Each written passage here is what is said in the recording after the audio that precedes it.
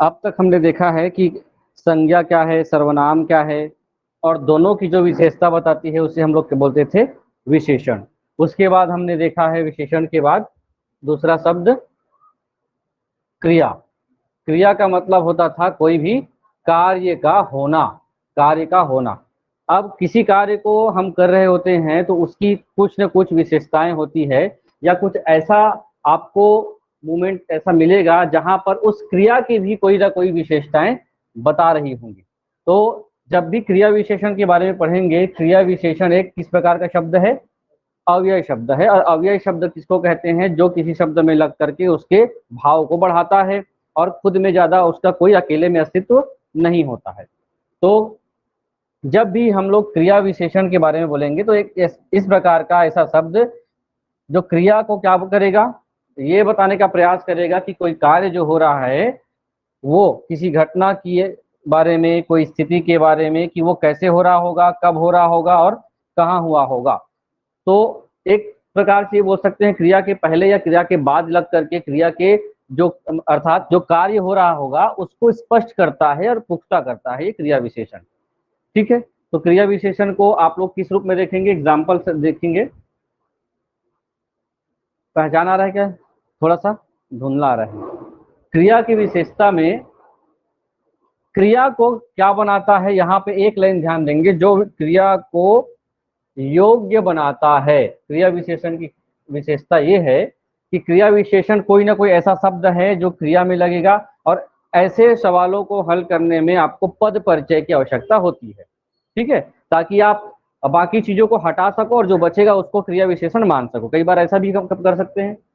तो यहाँ पर एक लाइन लिखा हुआ है, कल मैंने सड़क पर एक हाथी को देखा।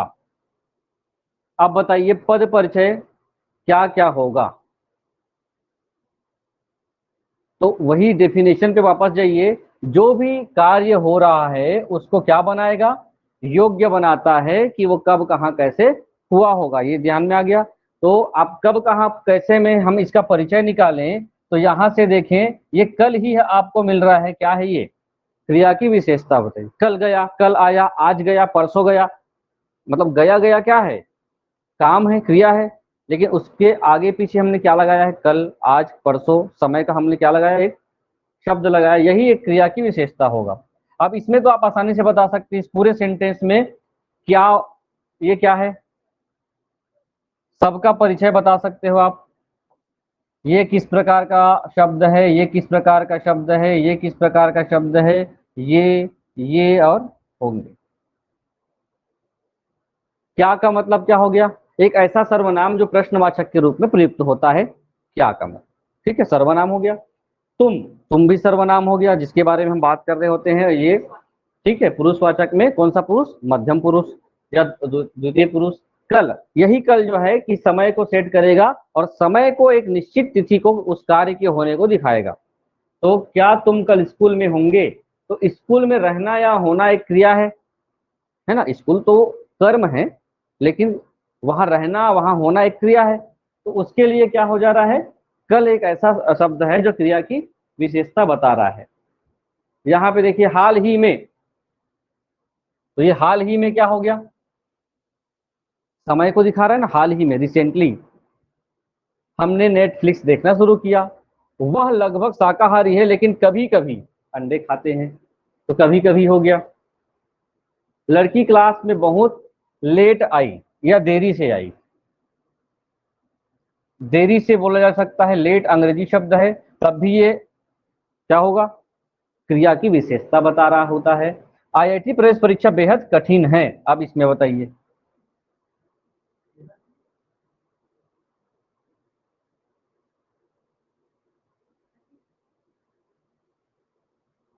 कठिन, ठीक, कंफर्म हो रहा है ना। चलिए एक आध और देखते हैं। ये आपको लिख सकते हैं, जैसे कि हमने बहुत सारे शब्द देखे और जिन शब्दों में क्रिया की विशेषता का पता चला उसे हमने क्या रखा है, क्रिया विशेषण माना है। जैसे कि जहां पर ये आया, यहाँ तेज, वह तेज दौड़ता है। ठीक है, वह तेज दौड़ता है। तो तेज दौड़ता है, दौड़ना एक क्या है, दौड़ना एक क्रिया है। और क्रिया कैसे की जा रही है, विशेषता क्या है दौड़ने की, वो तेज। और यहाँ पर लिखा जाता वह बहुत तेज दौड़ता है, तो विशेषण की विशेषता बताने वाले शब्द को हम लोग प्रविशेषण कहते हैं। ठीक है, तो ये बहुत प्रविशेषण हो गया, तेज विशेषण हो गया, और दौड़ना इस मामले में तेज विशेषण है ना, क्रिया की विशेषता बता रहा है। अब समय के हिसाब से, काल, अब रात में अवस्था के हिसाब से धीरे धीरे तेजी से, प्रतिदिन, सुंदर, वहां, यहाँ तक, वहां तक, जल्दी से, अभी से, बहुत से, ये शब्द आपको मिलेंगे जो क्रिया को डायरेक्ट क्या करता हो, डिनोट करता हो, उसको लेकर के काम करता हो, तभी आप क्या करेंगे, उसको क्रिया विशेषता में शामिल करेंगे। ये तो कभी कभी वो नॉर्मल विशेषण भी हो सकता है, जैसे यहाँ ये लिखा हुआ है, वो यहां से चला गया, वह यहां से चला गया। तो यहां जो शब्द है, जाना क्रिया हो गया, चला गया, लेकिन यहां से चला गया स्थान को बता रहा है कि वहां से चला गया। घोड़ा तेज दौड़ता है, तो दौड़ना क्या हो गया, एक क्रिया हो गया, क्रिया से पहले एक विशेषण है जो इसके लिए क्रिया विशेषण का काम कर रही है। वो नॉर्मल विशेषण भी हो सकती है ना। देखिए, थोड़ा सा आप लोगों को, तेज एक अपने आप में विशेषण है ना। आप बोलोगे इसमें भी तेज आया है, आप बोल रहे हो तेज, इसमें क्रिया विशेषण है, क्यों। अब भाई, विशेषण का डेफिनेशन क्या होता है बताएंगे। विशेषण की परिभाषा ये है कि वो संज्ञा या सर्वनाम की विशेषता बताता हो। ठीक है, तो वो शब्द भी लगे तो संज्ञा सर्वनाम के रेफरेंस में लगेगा वो। अगर यहाँ पर देखिए वही शब्द लग रहा है और वही शब्द विशेषता बता रहा है, लेकिन वो अब किसकी विशेषता बता रहा है, क्रिया की, तो वही शब्द क्रिया विशेषण कहलाएगा। तो आपका ध्यान उस समय क्या होना चाहिए, ये अंग्रेजी में भी खासकर ध्यान रखेंगे। ठीक है, आप लोगों को लगेगा फास्ट लिखा हुआ है ना, तो फास्ट लिखा हुआ है, तो अब फास्ट हॉर्स तेज घोड़ा, फास्ट रन तेज दौड़ा, तो दोनों में अंतर हो गया। अभी दौड़ने के परिप्रेक्ष्य में ये लगा हुआ है तेज, तो जब क्रिया के परिप्रेक्ष्य में उसका उपयोग हो तो वो क्रिया विशेषण। जब संज्ञा या सर्वनाम को लेकर के वो तेज घोड़ा लिखा रहता है, वह घोड़ा तेज है, घोड़े की विशेषता यह है कि वो तेज है।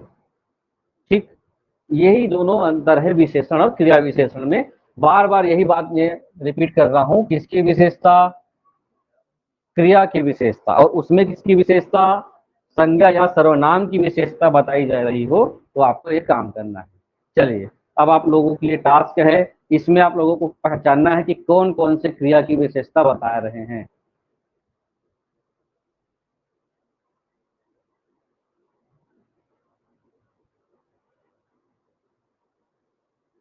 यहाँ पर सभी को अपना काम ध्यान पूर्वक करना चाहिए। तो क्या होगा, ध्यान पूर्वक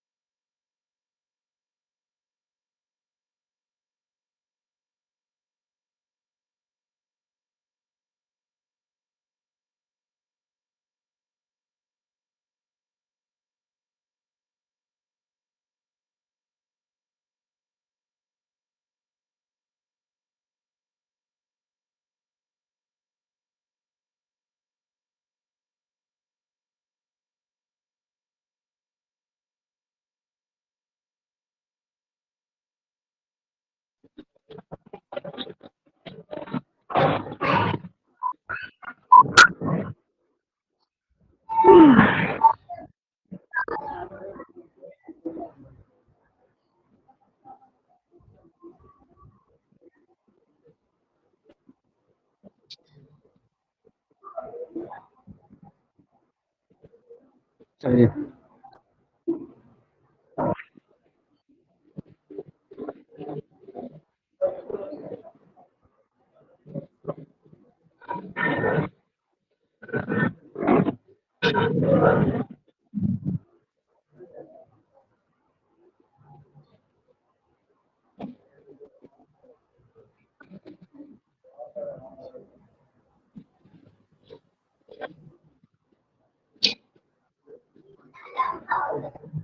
हम्म, चलिए कि जोड़ते जाएंगे क्रिया विशेषण। उधर जाए आपको।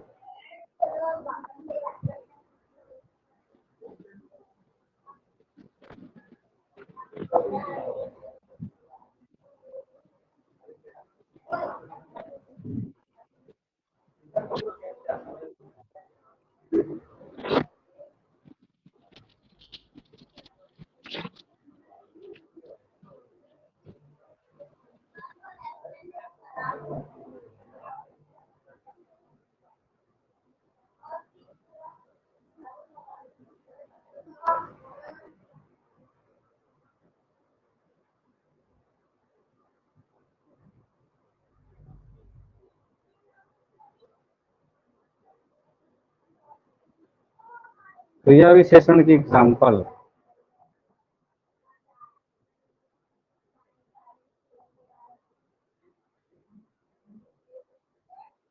जैसा कि ये वाला। चलिए। तुम्हें हंसते हुए बहुत सुंदर, क्या है, तुम हंसते हुए बहुत सुंदर लगते हो। तो यहाँ पर आपको क्या पहचानना होगा? क्रिया की विशेषता।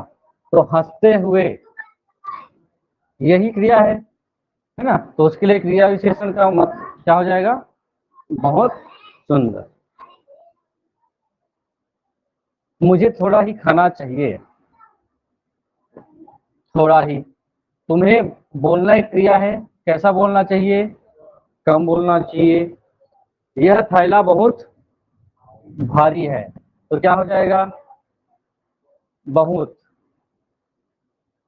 तेज बारिश आएगी, तेज। मेरा घर ऊपर है, क्या हो जाएगा? ऊपर नीचे। अभी होगा दिशा, ऊपर नीचे, आगे पीछे, आजकल, परसों नरसों, अचानक से, ये भी हो जाएगा। पेट में दर्द शुरू होना, लेकिन कब? अचानक से। प्यास लगेगी, कब? मुझे बहुत प्यास लगी है। प्यास लगना क्या है? कम या ज्यादा को दिखा रहा हो तो बहुत। वह दृश्य बहुत सुंदर है, तो दृश्य कैसा है? सुंदर है। एक सामान्य है, बार बार वही चीजें जोड़ देना है आपको कि क्या, कि हमको ढूंढना है पहले क्रिया, और क्रिया के बाद उसकी जो विशेषता बता रही होगी वो वाला शब्द ढूंढना है। बैठना एक क्रिया है, और क्या किया जा रहा है? वहां मत बैठिए, वहां। मोहन प्रतिदिन पढ़ता है, ये पढ़ता है। तो पढ़ना एक क्रिया है, कब? प्रतिदिन। खेलना, सविता बाहर खेलती है, तो बाहर। वह बंदर पेड़ के ऊपर कूद रहा है, तो पेड़ के ऊपर या ऊपर। मनु ने खरबूजा खूब खाया, खूब खाया। राधा की माँ धीरे धीरे चलती है, तो धीरे धीरे। इस बार सर्दी अधिक पड़ रही है, तो क्या हो जाएगा? कम या ज्यादा में सर्दी की बात है, तो अधिक पड़ना। लौटना कब? कल। बोलना कैसे? बहुत। बोलना कैसे? कम। खड़ा होना कैसे? बाईं ओर। काम करना कैसे?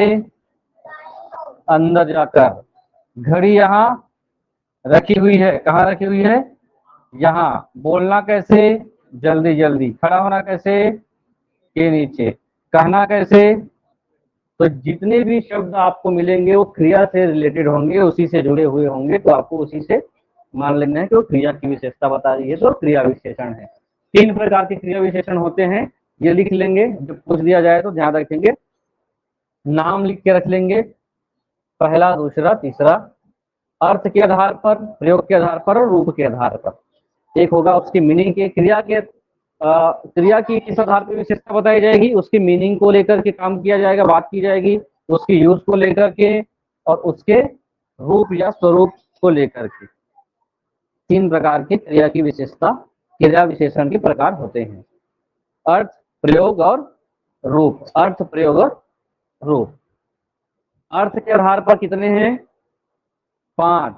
काल, अर्थ के आधार पर कालवाचक, परिमाणवाचक, प्रश्नवाचक, रीतिवाचक, स्थानवाचक। अभी जितने भी हम लोग एग्जाम्पल समझे हैं वही कहीं ना कहीं एक सेट है ये। अभी जितने भी हमने एग्जाम्पल देखे सबका एक साथ देख लिया, वो कैसे शामिल है? एक सेट बाय सेट शामिल है। अर्थ के आधार पर 5। देखिए अब कालवाचक में भी अलग अलग है। कालवाचक में आपको मूल रूप से कहाँ ध्यान देना है, आपको ये पहचानना है पहले तो कि ये कौन सा शब्द है या क्रिया की विशेषता कैसे बताएगी। अभी हमने देखा समय के परिप्रेक्ष्य में तो आज बोला जाता है, कल बोला जाता है, अभी, तुरंत। ये किसको दिखाता है? समय को। और समय किसका है? काल का। और काल किससे रिलेटेड है? अर्थ से। वो किसका है? क्रिया विशेषण का पहला प्रकार। रात भर, दिन भर, आजकल, नित्य, प्रतिदिन, ये सब किसको दिखाएगा? अवधि को। हर बार, कई बार, प्रतिदिन, प्रतिदिन इसमें आएगा। बारंबारता, बारंबारता मतलब किसी चीज को हम लोग क्या करते हैं? रिपीट करते हैं, हमारा रूटीन में शामिल है। उसके लिए, उस क्रिया के लिए हम विशेषण, क्रिया विशेषण के रूप में शब्द उपयोग करेंगे तो क्या कहलाएगा? ये कालवाचक का बारंबारतावाचक। परिमाण में, परिमाण का मतलब होता है मात्रा, है ना। परिमाण में, क्रिया विशेषण में मात्रा का संकेत होता है। और मात्रा का उपयोग कैसे आप लोगों को पहचानना होगा? जिस क्रिया पर अधिक जोर देने के लिए जब हम क्रिया विशेषण लगाते हैं तो अन्य क्रिया विशेषण के साथ वो जुड़ जाता है। यहाँ पे देखिए, जहां पर भी मात्रा की बात आएगी, यहाँ पे दिख रहा है लगभग शाकाहारी है, लेकिन यह कभी कभी किसको दिखाता है? समय को, काल को दिखाता है ना। लड़की क्लास के लिए बहुत, क्या हो गया? बहुत क्या है? ज्यादा है या कम? कम है। तो अधिकता के हिसाब से बहुत या कम या ज्यादा या अत्यधिक या अत्यंत या अति, ये अपने में पर्यायवाची शब्द है। वैसे ही अगर हम कम की बात करें, जहां भी कुछ शब्द आएगा वह कुछ दिन रुक जाता है, वो कुछ देर दौड़ता है, या थोड़ा खाता है, जरा सा सोता है, तो जो क्रिया हो रही है, सोने की क्रिया, वो कम हो रही है, ज्यादा हो रही है। तो न्यूनतावाचक का, ये न्यूनता का या मात्रात्मक रूप से कम का पर्याय है। पर्याप्तिवाचक, जब हम किसी चीज को सफिशिएंट हो जाते हैं तो क्या हो जाता है? बस मुझे और नहीं खाना, ये बोला जाएगा। तो खाने की जो क्रिया है उसको हम क्या करना चाहते हैं? किस रूप में दिखाना चाहते हैं? बस या काफी है, ठीक है। कभी कभी क्या होता है, हम क्रिया को तुलनात्मक रूप से बताने का प्रयास करते हैं। जैसे कम, अधिक, इतना, उतना। जितना कम दौड़ोगे उतने मोटे होते जाओगे। तो कम दौड़ने का, कम और अधिक एक साथ तुलनात्मक रूप से, इतना का उतना एक साथ। श्रेणी को जब हम बारी बारी, तिल तिल, थोड़ा थोड़ा, तिल तिल का मतलब ही क्या? कम कम होता है ना। ये कैसे ज्यादा डिटेल हो रहा होगा बताएंगे। अभी हम लोग ऐसे शब्दों को देखने का प्रयास कर रहे हैं जो क्रिया को डायरेक्ट क्या करता है? आइडेंटिफाई करता है, विशेषता बताता है। निश्चयवाचक में कंफर्म होता है सब चीज। यहाँ पे है अवश्य, सचमुच, बेशक, सही, दरअसल, वस्तुतः। जितने क्रिया विशेषण आएंगे वो किससे जुड़ना चाहिए? क्रिया से जुड़ना चाहिए। या ये कभी संज्ञा या सर्वनाम के साइड चला गया तो वो क्रिया विशेषण नहीं है, नॉर्मल विशेषण है। ठीक है। शायद, कभी, अक्सर, बहुत, संभवतः, यथासंभव, ये सभी चीजें विशेषण के ही हैं प्रकार, है ना। लेकिन जब वो किसकी विशेषता बताएंगे? क्रिया की। क्योंकि कारणात्मक में क्योंकि और इसके लिए है, ज्यों का क्यों। ठीक है। अतः, अतएव, किस लिए। कभी कभी कुछ काम आकस्मिक होता है तो सहसा, सहसा उठ बैठा। ठीक है। सोया था, वो एकाएक सोकर उठा, या अचानक उठा, अचानक दौड़ा, अचानक चिल्लाया। तो जितना कार्य जो होगा अकस्मात, उसको हम लोग क्या करेंगे, इस क्रिया विशेषण में शामिल करेंगे। स्वीकार होता है कभी कभी, हाँ जाऊंगा, बिल्कुल सही बोले आप, ऐसा। तो वो चीज क्या होगा, आप जितने भी शब्द मैं बोल रहा हूँ इस एग्जाम्पल में, उसका आप एक वाक्य बनाइए क्रिया विशेषण का। चलो, सच में क्या हो जाएगा, सच बोलना, है ना। सच देखना तो होता नहीं है, बोलने की क्रम में ही सच और झूठ होगा। धड़ाधड़, बताइए, इसका क्रिया विशेषण को वाक्य से सेट करना है।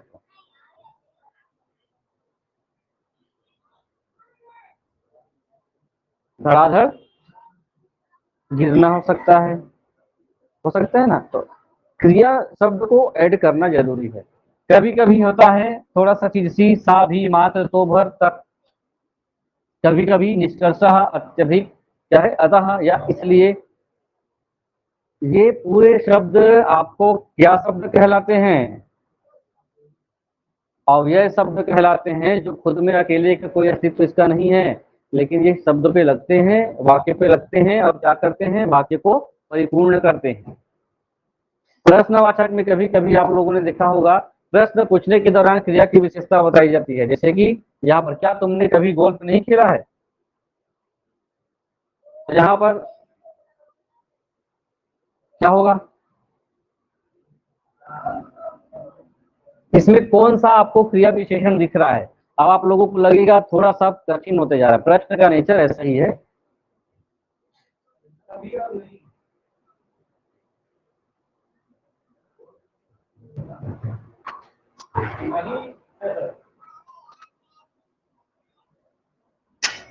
कभी हो सकता है और नहीं भी हो सकता है। नहीं किस परिप्रेक्ष्य में होगा, नहीं, यहाँ प्रश्नवाचक के हिसाब से, है ना, या तो ये हो सकता है, या नकारात्मक नहीं, हमको इंट्रोगेटिव या प्रश्नवाचक ढूंढना है। तो यहाँ पर हो जाएगा, क्या कभी फिल्में, क्या कभी फिल्म, तुम कभी फिल्म क्यों नहीं देखते हो। तो यहाँ भी क्या हो गया, कभी के परिप्रेक्ष्य में। तुमने किस कारण से क्रिकेट खेलना छोड़ दिया, तो क्या हो गया, इस कारण से। ये सभी क्या करेंगे, इसकी विशेषता बताते हैं, एक वर्ग के क्रिया की विशेषता बताते जाएंगे।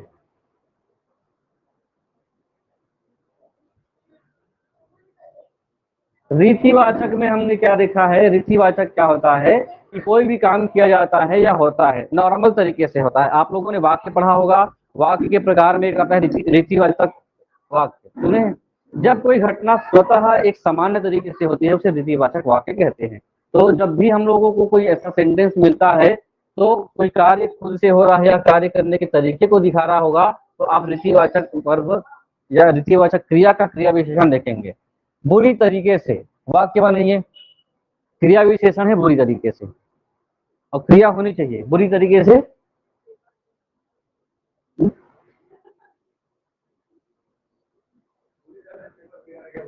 हाँ, तो पेपर बिगड़, बुरी तरीके से पेपर बिगड़ गया में आपको क्रिया ढूंढना है। जो काम हो रहा है वो बुरी तरीके से होना चाहिए, है ना, तब तो वो कार्य, जो शब्द है ये क्रिया विशेषण आएगा। वह बुरी तरीके से गिर गया, गिरना क्या है, क्रिया है, तो उस क्रिया की विशेषता ये है, वो गिरा तो ठीक है, गिरा ठीक कैसे हो जाएगा, बुरी तरीके से गिरा, है ना। दूसरा है, दुख की बात है, खुशी से, धीरे धीरे, धीरे धीरे चलना, जल्दी से चलना, अच्छी तरह दौड़ना, कठिन काम करना, है ना। उसके बाद तो तेज तो आता ही है, तेज दौड़ना, तेज बोलना। तो बोलना दौड़ना क्रिया है, और उसके सामने जब ये लग जाते हैं तो क्रिया विशेषण अपने आप ही बन जाता है। उदाहरण देखिए, लड़ाई के बाद यूएफसी के लड़ाके बुरी तरह से क्या हो गए, घायल होने का काम है, वह खुशी खुशी, तो ये हो गया काम। होमवर्क पूरा करना कैसा है, क्रिया की क्या विशेषता है, वो जो क्रिया हो रही है उसकी विशेषता ये है कि वो कार्य कैसा हो रहा है, खुशी खुशी हो रहा है, सामान्य बात है। अभिनेता अभी भी बहुत अच्छा अभिनय करता है, तो बहुत अच्छा अभिनय, अच्छा अभिनय भी क्या है, एक क्रिया की विशेषता है। रीतिवाचक क्रिया विशेषण भी कितने प्रकार के हैं, 9 प्रकार के। अब वापस ऐसे जाऊं तो आप लोग पहचान पाएंगे ना किस शाखा में हम अभी अभी अर्थ के आधार पे पढ़ रहे हैं, है ना। 3 प्रकार से है, अर्थ के आधार पर, प्रयोग के आधार पर और रूप के आधार पर। स्थान में देखेंगे, कभी कभी स्थान में क्या दिखाया जाता है, आप लोग को लग रहा था कि 9 प्रकार बताया जाएगा, नहीं, यहाँ तक ठीक है। स्थानवाचक क्रिया विशेषण में कितने प्रकार के होते हैं, 2। कभी कभी स्थान को किस हिसाब से, स्थिति के हिसाब से, कभी कभी दिशा के हिसाब से, इधर आना, उधर जाना, दाएं आना, बाएं मुड़ना, यहाँ आना, वहां आना, बाहर आना, भीतर जाना, ये क्या है, एक इस प्रकार की स्थान विशेष को क्रिया विशेषण में शामिल किया जाता है। कोई चीज नया लगेगा तो पूछेंगे, और समझ नहीं आया तो भी पूछेंगे। प्रयोग के आधार पर है? हाँ, प्रयोग के आधार पर 3 है, एक होगा सिंपल, दूसरा होगा संयोजक, तीसरा होगा अनुबद्ध। इतना डिटेल हो सकता है ना पूछे, लेकिन सीजी का ये रहा है परंपरा कि आपको नए प्रश्न हमेशा मिलते हैं। साधारण में क्या होता है, जब हम साधारण क्रिया विशेषण का प्रयोग करते हैं तो वाक्य में स्वतंत्र रूप से उसका उपयोग किया जाता है। जैसे यहाँ देखेंगे, अरे तुम उठ गए, तो ये जो अरे है, हाय है और अरे है, किस रूप में हो गया, विस्मय आदि बोधक हो गया। इस प्रकार से इसका प्रयोग हम लोग कर रहे हैं, जो किसका भाव दिखाता है, सोना का, मरना का और उठना का। वैसे ही संयोजक क्या करता है, जब भी आप लोगों ने ये पढ़ा होगा वाक्य के प्रकार या उसमें संबंधवाचक, उसमें क्या होता है, हमेशा एक का दूसरे से कनेक्शन होता है। जैसे जहां तुम अभी सोए हो, तो यहाँ पे क्या हो गया, जहां या वह जगह क्या है, मेरी है। तो क्या है, संयोजक के क्रिया विशेषण का संबंध वाक्य में किसी उपवाक्य के द्वारा इसको शामिल किया जाएगा। जैसे तुम कहीं जाओगे, वहां आ जाऊंगा, तो जहां वो जाने वाली बात की जा रही है, वहां पर ये आने वाली बात की जा रही है। कहीं का वहीं, यहाँ का वहां, तो एक दूसरे का प्रयोग के आधार पर क्या करता है, ये संबंध या संयोजक बनाता है। तो बहुत ज्यादा आप लोगों को सोचने की आवश्यकता ये इसलिए नहीं है, क्योंकि आपको क्या ढूंढना है, पहले क्रिया ढूंढना है, और क्रिया के आगे क्या ढूंढना है, कोई भी विशेषण शब्द लगा होगा, और उस परिप्रेक्ष्य में ये विशेषण अपने आप में किसका काम करेगा, क्रिया विशेषण, क्योंकि क्रिया के बारे में ही वो बात किया जा रहा है। और जब संज्ञा या सर्वनाम के बारे में बात किया जाएगा तो क्रिया विशेषण ना होकर के वो नॉर्मल विशेषण कहलाएगा।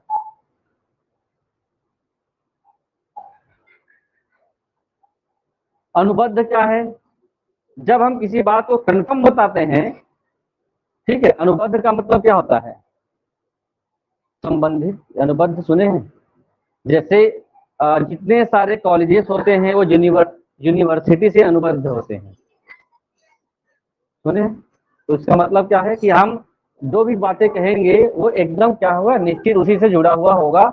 यहाँ पे लिखा होगा यह काम तो बिल्कुल ही गलत है, ठीक है, तो काम के बारे में क्या कहा गया है कि काम क्या है, बिल्कुल ही गलत है, एक निश्चित वाक्य ये बताने का प्रयास कर रहा है। उसके आने भर की देर है, आने भर की देर, आना एक क्या है, क्रिया है, और यहाँ पे काम क्या है, खुद काम ये क्या है, काम है। जो भी कार्य किया जाएगा वो काम सही ना होकर के क्या है, गलत है। निश्चित बात की जा रही है, आपका काम गलत है और वो आने भर की देर है, कन्फर्म ये बात कही जा रही है। रूप के आधार पर मूल क्रिया, स्थानीय क्रिया, यौगिक क्रिया। मूल क्रिया, स्थानीय क्रिया और यौगिक क्रिया। एक लाइन में देख लीजिए, मूल क्रिया क्या होता है। मूल क्रिया विशेषण दूसरे शब्दों से मिल नहीं बने होंगे। जितने भी हम लोगों ने शब्द पढ़ा है, जैसे दूर, पास, ऊपर, आज, हमेशा, फिर, अचानक, नहीं, ठीक, ये शब्द ऐसे हैं जो क्रिया की विशेषता बताएगी, तो उसका कनेक्शन उससे, उसका कनेक्शन उससे नहीं हो पाएगा। वो जो बोल रहा है वही एक की बात में वो स्पष्ट है। जैसे वह दूर बैठा है, ठीक, बोल दिया गया वह दूर बैठा है, तो बैठना क्या हो गया, दूर। दूर का वो पास नहीं हो सकता उस सेंटेंस में, तो बैठने के परिप्रेक्ष्य में दूर या पास, वो पास बैठा है के लिए हम लोग पास का उपयोग करेंगे। वैसे ही स्थानीय में क्या होता है, जब वो क्या कर लेता है, स्थानिक क्रिया विशेषण बिना अपने स्वरूप बदलाव किए किसी विशेष स्थान पर आ जाते हैं। एग्जाम्पल बताएंगे कैसे स्थानिक क्रिया विशेषण। यौगिक क्रिया विशेषण किसी दूसरे शब्द में प्रत्यय लगाने के फलस्वरूप आ जाते हैं। ऐसे कितने आप लोगों ने क्रिया विशेषण देखा जिसमें प्रत्यय लगा हुआ है?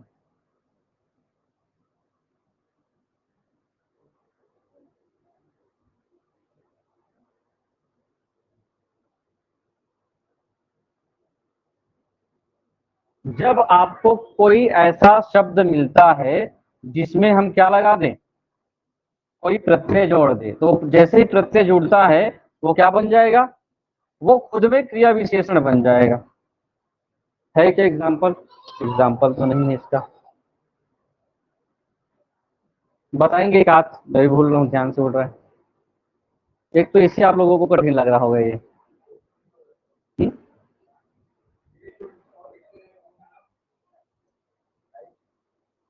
ये टाइप्स बहुत कम पढ़ते हैं हम लोग। मूल में कोई दूसरे शब्द से मेल नहीं खाता है, यहाँ पर वो अपना क्या बदल लेगा, स्वरूप बदल लेगा। एग्जाम्पल नहीं है तो आपको स्पष्ट बताता, मुझे भी इसका ध्यान नहीं आ रहा है कि कौन सा एग्जाम्पल इसमें सेट होगा। और ये कंफर्म है कि आप क्या करें, जो भी आपको नया शब्द मिलता है उसमें प्रत्यय लगा दीजिए, वो क्रिया को क्या कर लेगा, क्रिया की विशेषता को वो अपने शब्द में समाहित कर लेगा। ये क्या कहता है, यौगिक क्रिया विशेषण। तो ढूंढेंगे इसका एग्जाम्पल और बताएंगे। तो मूल रूप से क्रिया विशेषण के तीन प्रकार हैं। पहला किसके आधार पर, अर्थ, दूसरा है उसके यूज या प्रयोग, और तीसरा है उसके रूप। इसके 5 प्रकार, इसके 2 प्रकार, इसके 3 प्रकार, 3 है। रूप का भी 3।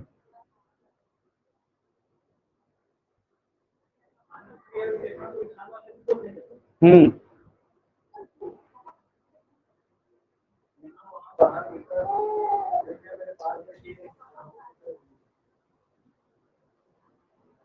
ये टॉपिक कर ली क्या जल्दी से?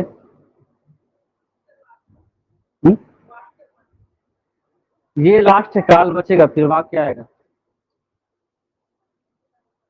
ज्यादा दिन नहीं है उसका टॉपिक का, जितना जल्दी आप करने का प्रयास करेंगे उतना जल्दी होगा।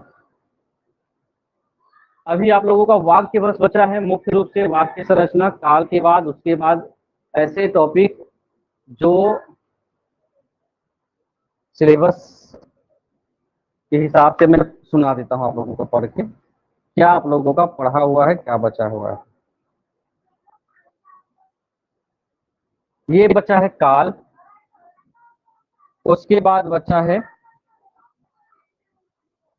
वाक्य, वाक्य के प्रकार, उपवाक्य पढ़ सकते हैं आप लोग। उसके बाद है कारक चिन्ह,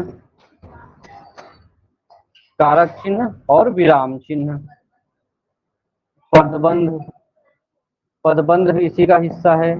निपात भी पढ़ना है जो आ चुका है। उसके बाद है अनसिन पैसेज, जिसको लोग क्या बोलते हैं, अपठित गद्यांश। ये संभवतः हिंदी में तो आप लोग बना लेते हैं, कंफर्म पूरा बनता ही है, फिर भी हम चर्चा करेंगे अपठित गद्यांश को। उसके बाद एक मेन टॉपिक बचता है हिंदी शिक्षा शास्त्र, हिंदी पेडागॉजी, जिसमें है भाषा कौशल, 4 कौशल के बारे में टॉपिक में दिया गया है ना। और वही भाषा कौशल अंग्रेजी में भी सेम है, 4 बिंदु में।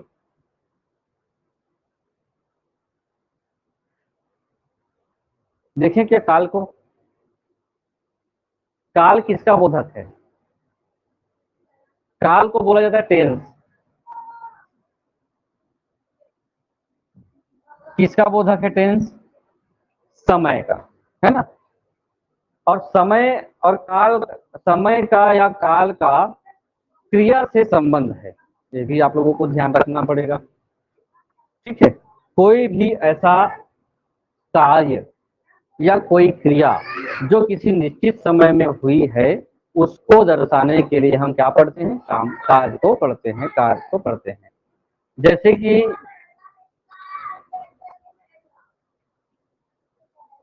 परिस्थितियों के हिसाब से एक ही काम को हम लोग 3 समय में होना मानते हैं। पहला जो होता है वो होता है अभी जो चल रहा है, वो क्या है? वर्तमान। काल का मतलब समय ही हो गया। अभी जो चल रहा है वो वर्तमान है। अभी हमने जो पढ़ाई किया वो क्या हो चुका है? अब क्या बन चुका है? भूत बन चुका है। और जो हुआ नहीं है वो आने वाले समय में होने वाला है, उसको हम क्या कहते हैं? भविष्य। 3 प्रकार के समय को समझा जाता है। किसके परिप्रेक्ष्य में? क्रिया के परिप्रेक्ष्य में। क्रिया के परिप्रेक्ष्य में ही काल को समझा जाता है। जैसे आना, ये एक शब्द है आना। अगर कोई व्यक्ति आ रहा है, आना एक शब्द है ना, वो क्रिया नहीं है कि क्रिया है? आना एक क्रिया है। पढ़ना, पढ़ना एक क्रिया है। जब हम प्रत्यय लगाते हैं किसी धातु रूप में तो वो क्या बन जाता है? क्रिया बन जाता है। जब ये पढ़ने का काम अभी हम कर रहे हैं तो वो काल के हिसाब से क्या कहलाता है? वर्तमान। सबको पता है लेकिन मैं रिपीट करता हूं। लेकिन जैसे ही हमने क्या किया है, इस पढ़ना को, पढ़ एक्चुअली पढ़ ही धातु है, इसी में ही क्या लगता है? काल के हिसाब से प्रत्यय लगता है। नहीं, अगर इसमें आ प्रत्यय लग गया तो भूतकाल हो जाता है। ठीक है, क्या हो गया? पढ़ा।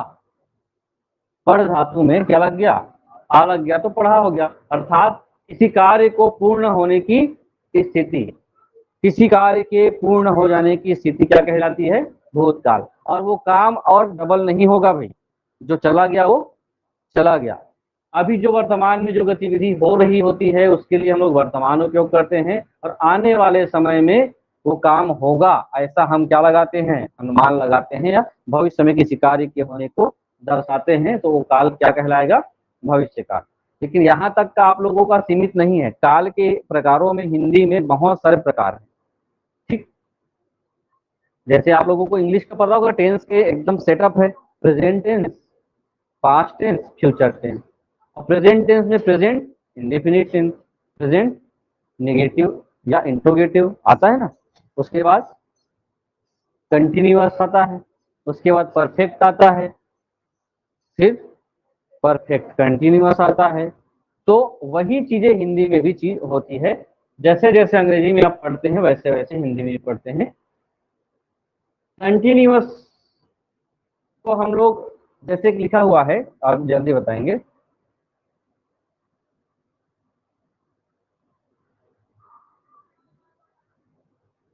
जिसको पूछूंगा वही बताएंगे।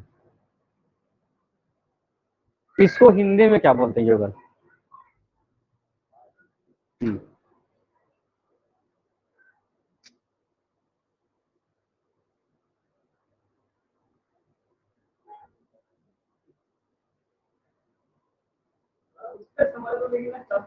हाँ, शब्द ही, क्योंकि जो हिंदी के काल है ना उसमें शब्द का खेल है। हाँ बताइए। नहीं, कंटिन्यूअस को बोला जाता है अपूर्ण। जो पूर्ण नहीं हुआ है, चल रहा है। ठीक। और जो पूर्ण हो चुका है उसको हम लोग बोलते हैं परफेक्ट, को वो हिंदी में बोलते हैं पूर्ण। ठीक, ये चीजें आती है कि ये पूर्ण अपूर्ण भूतकाल किसको कहते हैं? बहुत सारे नाम है इसके, इसको देखते हैं चलो जल्दी से। आपको थोड़ा सा परेशान कर सकता है नए नए नाम काल के। इसको आप कॉपी में लिख भी सकते हैं जल्दी से।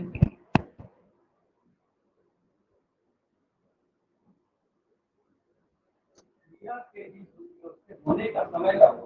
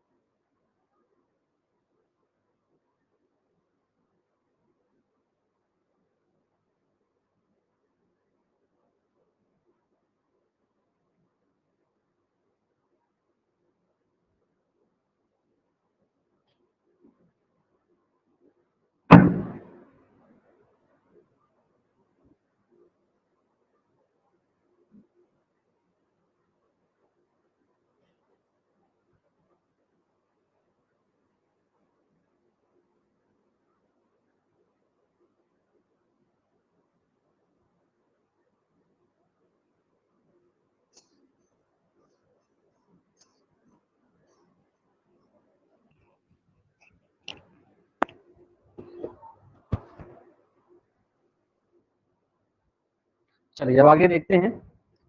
3 काल होते हैं, तीनों कालों को समय के हिसाब से जो अंग्रेजी में आप पढ़ते हैं उससे ज्यादा प्रकार इसमें है। ठीक, ये संस्कृत से लिया गया है, लेकिन संस्कृत से भी बहुत सारे काल के प्रकारों को हटा दिया गया है और आपको सरल सरल शब्द मिलेंगे। तो काल को समझने के लिए थोड़ा सा क्या समझें आप कि इसको हम लोग जो भी कार्य जो होगा, क्रिया जो होगा, उस कौन से समय में वो घट रहा है, काम हो रहा है, उसी को दिखाया जाएगा। इसमें होगा सामान्य, पूर्ण, अपूर्ण, संदिग्ध, संभाव्य, पूर्ण, सातत्य। ये शायद अब हटा दिया गया है, इसको मैं अभी चर्चा करूंगा आगे के प्रकारों में होगा। तो भूतकाल के प्रकार है सामान्य भूतकाल, आसन्न भूतकाल, पूर्ण भूतकाल, अपूर्ण भूतकाल, संदिग्ध, हेतु, हेतु मद। और ये हेतु हेतु मद इंपॉर्टेंट इसलिए है क्योंकि रिपीट होता रहता है बार बार कि हेतु हेतु मद कौन सा भूतकाल कहलाता है। लाइफ में पहली बार इतना डिटेल काल पढ़ रहे होंगे तो थोड़ा सा अच्छे से पढ़ेंगे तो आपको शब्दों पे आप परेशान नहीं होंगे कभी। ठीक है, भविष्य में सामान्य, संभाव्य, सातत्य बोध और हेतु हेतु मत। ठीक, तो कुछ कुछ ऐसे प्रकार हैं जिसको लेकर के हमको पढ़ना होगा। तो काल की परिभाषा क्या है? काल का अर्थ क्या होता है? एक समय होगा किसको दिखाने के लिए, कोई भी कार्य जो हो रहा हो वो किस समय हो रहा है, कौन से समय घटित हो रहा है, उसको हम लोग काल कहेंगे। क्रिया के जिस रूप में कार्य करने या होने का समय का बोध होता हो उसे काल कहते हैं, सामान्य परिभाषा है। वर्तमान काल भी आपको स्पष्ट हो गया है कि वर्तमान काल वह होगा जब भी कोई भी कार्य ना तो वो खत्म हुआ है ना होने वाला है, वो क्या होगा? वर्तमान में हो रहा हो या हो रही होती है। अब पहचानने के लिए जो स्कूल समय में आपको बताया जाता था कि वाक्य के अंत में ता है, ती है, ते हैं। ता किसके लिए? पुरुषवाचक के लिए, ते बहुवचन के लिए, ती स्त्रीलिंग के लिए, है ना, इसके लिए उपयोग किया जाता है। तो ता है, ती है, ते है, आदि के रूप में प्रकट किया जाता था, सामान्य बात है ये। वर्तमान काल का यूज जो है वाक्य के उन क्रियाओं के लिए होता है जो वर्तमान में घटित हो रही होती है, जो वाक्यों के बदलने की परिस्थिति को दर्शाने में मदद करती है। यहाँ पे एक ध्यान रखेंगे, वाक्य को बदलते समय की परिस्थिति को दर्शाने में मदद करती है। यही शब्द है जिसको आप भविष्य में ले जा सकते हो और भूतकाल के हिसाब से कन्वर्ट कर सकते हो वर्तमान के शब्दों को। बाकी को आप लोग परिस्थिति के हिसाब से 6 भेद है, उसमें कितने भेद लिखे थे? 6। हो सकता है आगे पीछे एक दो छूटा हो, तो इसमें लिखेंगे 6 भेद हैं और इसी 6 भेद को आपको पढ़ना है। एक एक के बारे में हम लोग चर्चा करते हैं। सामान्य, अपूर्ण, पूर्ण, संदिग्ध, तत्कालिक, संभाव्य।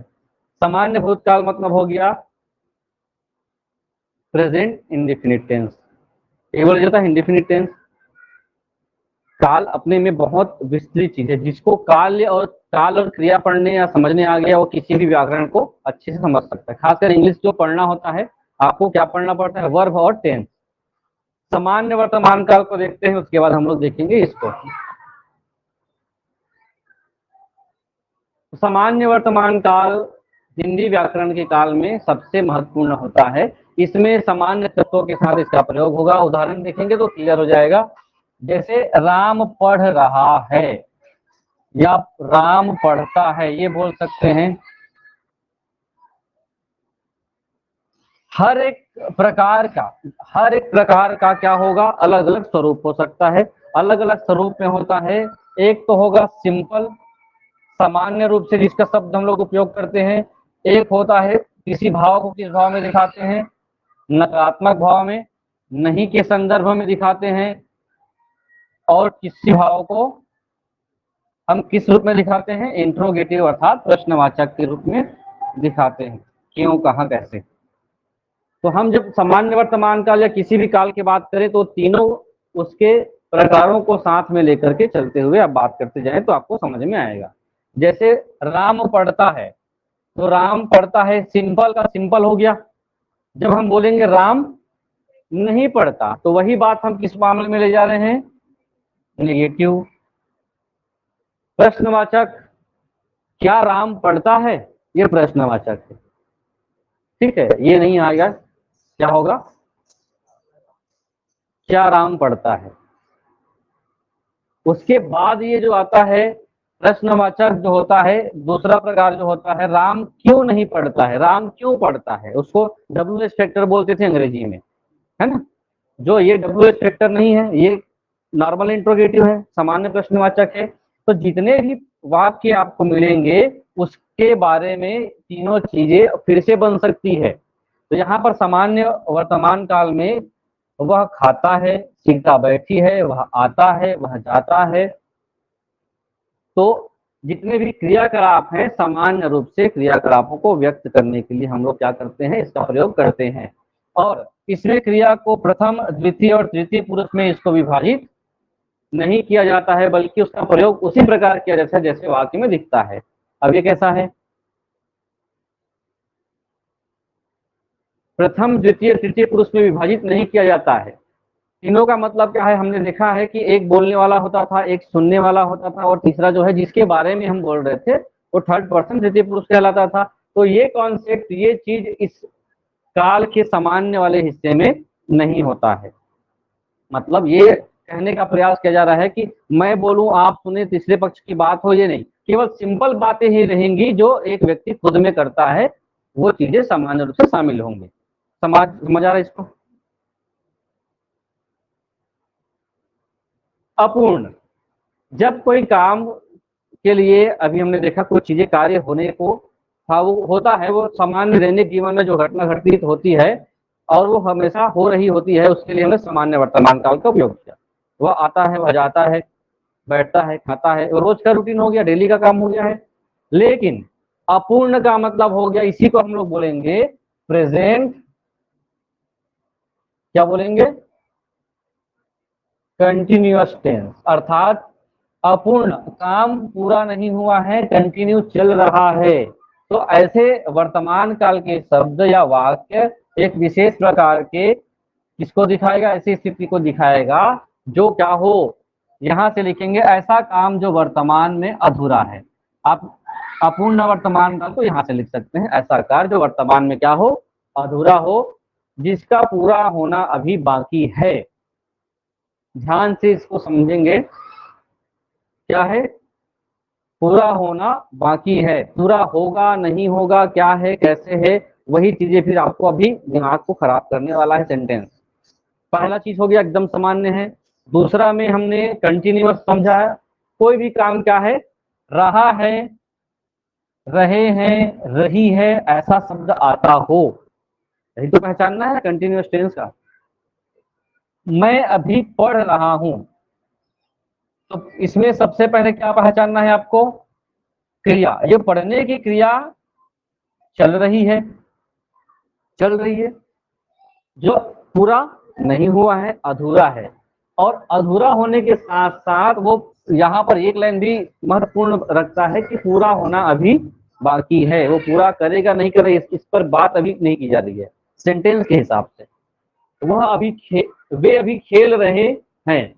तो इसको आप केवल जितने सेंटेंस मिलते हैं उसको आप इमेजिन करिए और गतिविधि में शामिल करिए सोच के।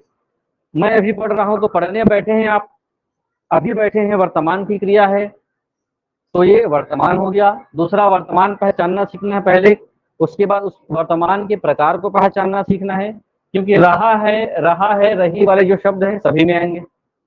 है, हूं, है लिखा हुआ है, तो वो वर्तमान के शब्द हैं, ये भी होगा। तो विशेषता क्या, तुम अभी तैयारी कर रहे हो, तैयारी ये काम अधूरा है जिसका पूरा होना अभी बाकी है।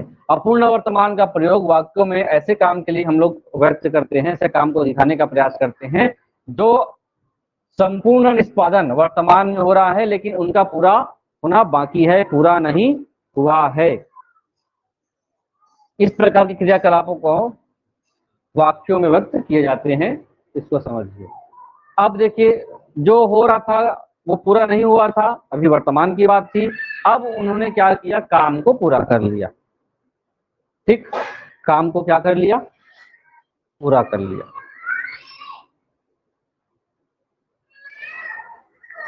चुप रहो, पूर्ण वर्तमान काल को लिखेंगे, इनको शांत कराता हूं मैं।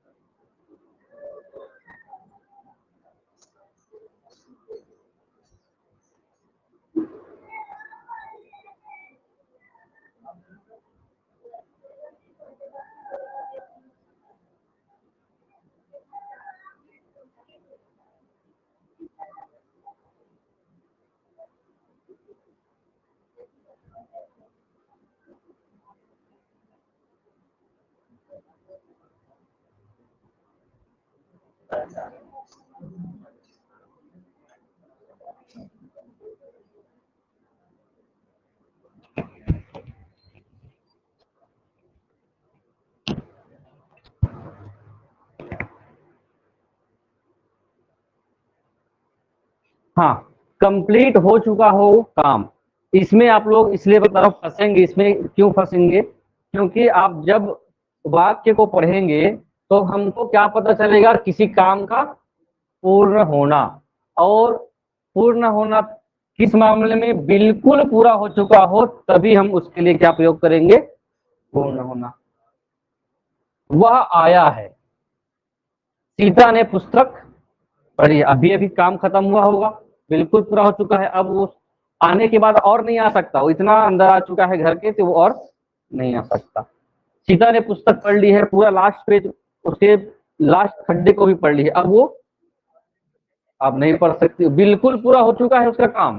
तब हम क्या करेंगे ऐसे मामले में, क्योंकि इसलिए इसको मैं जोर दे रहा हूं, आप लोग अगर भूतकाल पढ़ेंगे ना भी, जब भूतकाल पढ़ेंगे तो भूतकाल का सबसे शुरुआती भूतकाल जिसको कहा जाता है, हाँ, वही है चुका है, चुका अभी जस्ट वो काम में, अभी तुरंत काम पूरा हुआ, तुरंत खत्म हुआ है, मतलब भूत हो चुका है ना वो। अब ये डबल नहीं पढ़ेगी मतलब वो क्या सेंटेंस है, भूतकाल ही तो है ना। तो यही सेंटेंस आपको पहचानना होगा, काल का पूरा खेल यही है, नहीं तो नॉर्मल काल को नहीं पूछा जाता एग्जाम में। जो ऐसे अपवाद होते हैं जो आपको लगता है कि वो वर्तमान है और होता है वो भूत, तो कुछ ऐसे एग्जाम्पल मिलेंगे, इसीलिए इसको ध्यान से पढ़ेंगे। वह आया है, तो आप भूतकाल को मत सोचिए, आ गया है मतलब और कहाँ, तो हो गया घटना पूरा उसका, तो अब वो आने का काम पूरा हो गया मतलब वो आने का क्रिया जो भूत हो चुका है, ये भी तो बोला जा सकता है ना। वो सीता ने पुस्तक पढ़ी है, अभी पढ़ी है, अगर यहाँ लिखा सीता ने पुस्तक अभी अभी पढ़ी है तब भी वही बात है, अभी पूरा किया है तो पूर्ण हो गया।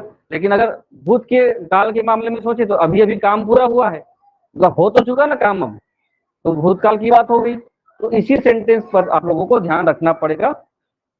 पूर्ण वर्तमान काल का प्रयोग वाक्य के ऐसे काम को करने के लिए किया जाता है, यहीं पे आप लोगों को डेफिनेशन पे ज्यादा जोर देना है, जो वर्तमान में घटित हो रहे होते हैं और जिसका संपूर्ण निष्पादन वर्तमान समय में हो रहा है, तुरंत खत्म हुआ है और अभी हो रहा था, अभी खत्म हुआ है, हमारी आंखों के सामने इन्होंने क्या किया है, पुस्तक पढ़ी है, ठीक है, पूर्ण किया है, अभी पूरा किया है।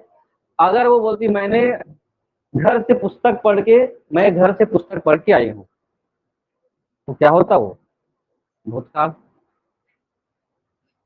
और आई हूँ क्या होता,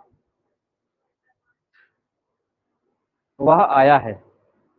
सेंटेंस पे जाएंगे, दोनों को अभी दिखाऊंगा आप लोगों को तो क्लियर होगा। कुछ ऐसे होते हैं जो क्या होते हैं, संदिग्ध। यहाँ से आप लोगों को अब थोड़ा सा जोर देना पड़ेगा, जो आप लोगों को लग रहा था काल, तीन काल तो होते हैं, आप बताएंगे संदिग्ध किसको कहते हैं और संभाव्य किसको कहते हैं। संदिग्ध और संभाव्य में अंतर होता है। संदिग्ध का मतलब होगा कि आपको संदिग्ध वर्तमान काल में जितने एक विशेष प्रकार के वर्तमान काल को दर्शाएगा, इंग्लिश में नहीं है ये संदिग्ध वर्तमान काल, ठीक है, जिसमें क्रिया का प्रयोग वहां के व्यक्ति के विचारों, अनुभवों, भावना को व्यक्त करने के लिए होता है, जिसकी सत्यता अभी भी संदिग्ध होती है कि वो संपन्न हुआ है या नहीं हुआ है, संपन्न हुआ है या नहीं हुआ है। जैसे एग्जाम्पल है, कोई ऐसा विचार है जो कोई व्यक्ति आपको बता रहा है, वो कह रहा है कि आज नहीं आ सकता, अभी तो वर्तमान चल रहा है तो आप आसानी से पहचान लिए कि वर्तमान काल का ही भाग है, और अकेला मैं इसको हटा के लिखता तो पहला तो काल पहचानना मुश्किल हो जाता है ना। वह कह रहा है, अब जब रहा है रही है मिल गया तो आप थोड़ा सा आश्वस्त हो गए, ये वर्तमान की बात है। वो जो बोल रहा है कि वो आज नहीं आ सकता, तो नहीं आ सकता नकारात्मक हो गया, लेकिन पूरे चीजों में आपको क्या उसके भाव को समझना है। भाव ये है कि उस आने के बाद को जब हम समझने का प्रयास करेंगे तो वो संदिग्ध वाली बात है, वो आ भी सकता है और नहीं भी आ सकता है, लेकिन वो आज नहीं आ सकता, लेकिन संभावना है कि वो कल आ सकता है। मुझे लगता है कि वह उस प्रोजेक्ट पर काम कर रहा है, लेकिन प्रोजेक्ट किस प्रोजेक्ट पर काम कर रहा है ये उस पर क्या है, संदिग्ध है ना। दोनों बातें क्लियर हो रही है क्या? ऐसे करके हाँ बोलते हो, समझ नहीं आता। नहीं बोलते। यहाँ पर देखिए, अगर मैं बोलता हूँ कि अभी लाइट ऑफ हो गई थी, आज क्लास हो सकती है। अब सोचिए शब्दों को, मैंने कहा कि आज क्लास हो सकती है, तो वर्तमान की बात है, ये हो सकती है, ठीक है, आज ही होगी और हो सकती है, तो वो क्या है, आप संदिग्ध हैं, होगा या नहीं होगा। तो अब नीचे के इस रूल्स को पढ़िए जिसका एग्जाम्पल मैंने अभी दिया है। संदिग्ध वर्तमान काल का प्रयोग वाक्य के उस समय परिस्थिति को, जब देखेंगे उस समय परिस्थिति को बताने के लिए किया जाता है जब कोई क्रिया वर्तमान में हो रही होती है, क्लास चल रही थी, लेकिन लाइट ऑफ होने के बाद आगे होगा कि नहीं होगा उसकी सत्यता आगामी आधिकारिक समय में निश्चित नहीं होती। शिक्षक भर्ती परीक्षा 15 अक्टूबर को होगा, ऐसा वर्तमान में कोई बोल रहा हो आपसे, है ना, वो क्या है, आज की बात संदिग्ध है। आप जो बोल रहे हो ना आज की बात, क्योंकि बोल तो आज रहे हो ना, आज की बात क्या है, संदिग्ध है कि आगे क्या होगा क्या नहीं होगा, तो आपकी बात संदिग्ध। आपको क्रिया पे जाना है, बोलना ही क्रिया है, क्रिया किस समय बोला जा रहा है, अभी बोला जा रहा है, लेकिन उसकी बातें क्या है, गड़बड़ है, संदिग्ध है, ठीक। अब ऐसा बता सकता हूं मैं भाई, इस प्रकार के क्रियाकलापों को हम लोग किस रूप में व्यक्त करते हैं, संदिग्ध के रूप में व्यक्त करते हैं। तो थोड़ा सा काल अब लगा होगा, काल पढ़ने जैसा। तात्कालिक, तात्कालिक में क्या होता है,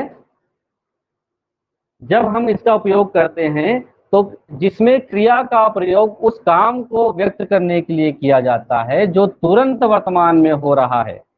अब इसके बाद इसको पढ़ने के बाद आप तात्कालिक वर्तमान काल में और पूर्ण वर्तमान काल में अंतर बताएंगे।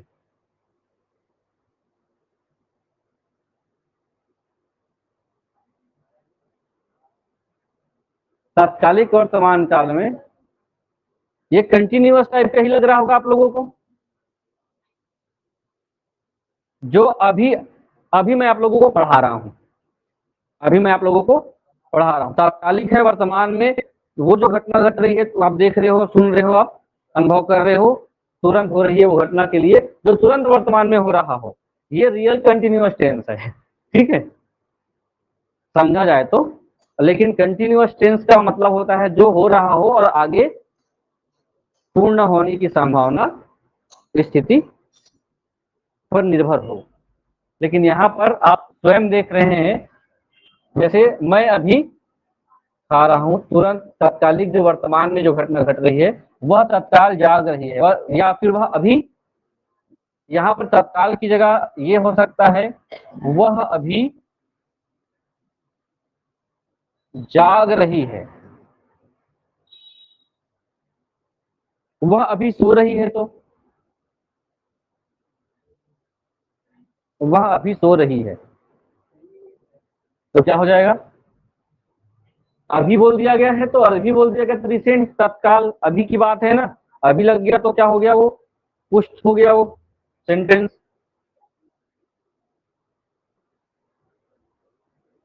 चलिए, संभाव्य वर्तमान काल,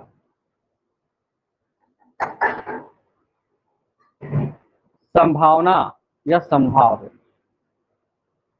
इसमें क्रिया का प्रयोग, जब हम कोई कार्य का प्रयोग करते हैं, क्रिया का प्रयोग उस काम को व्यक्त करने के लिए होता है जो अभी तक निर्धारित नहीं हो चुका है, जिसका होने की संभावना होती है। यहाँ पे इस लाइन से लेकर के इस लाइन तक बात को समझिए, उदाहरण देखिए और बात को समझने का प्रयास कीजिए, जितना आप लोगों को समझ में आएगा।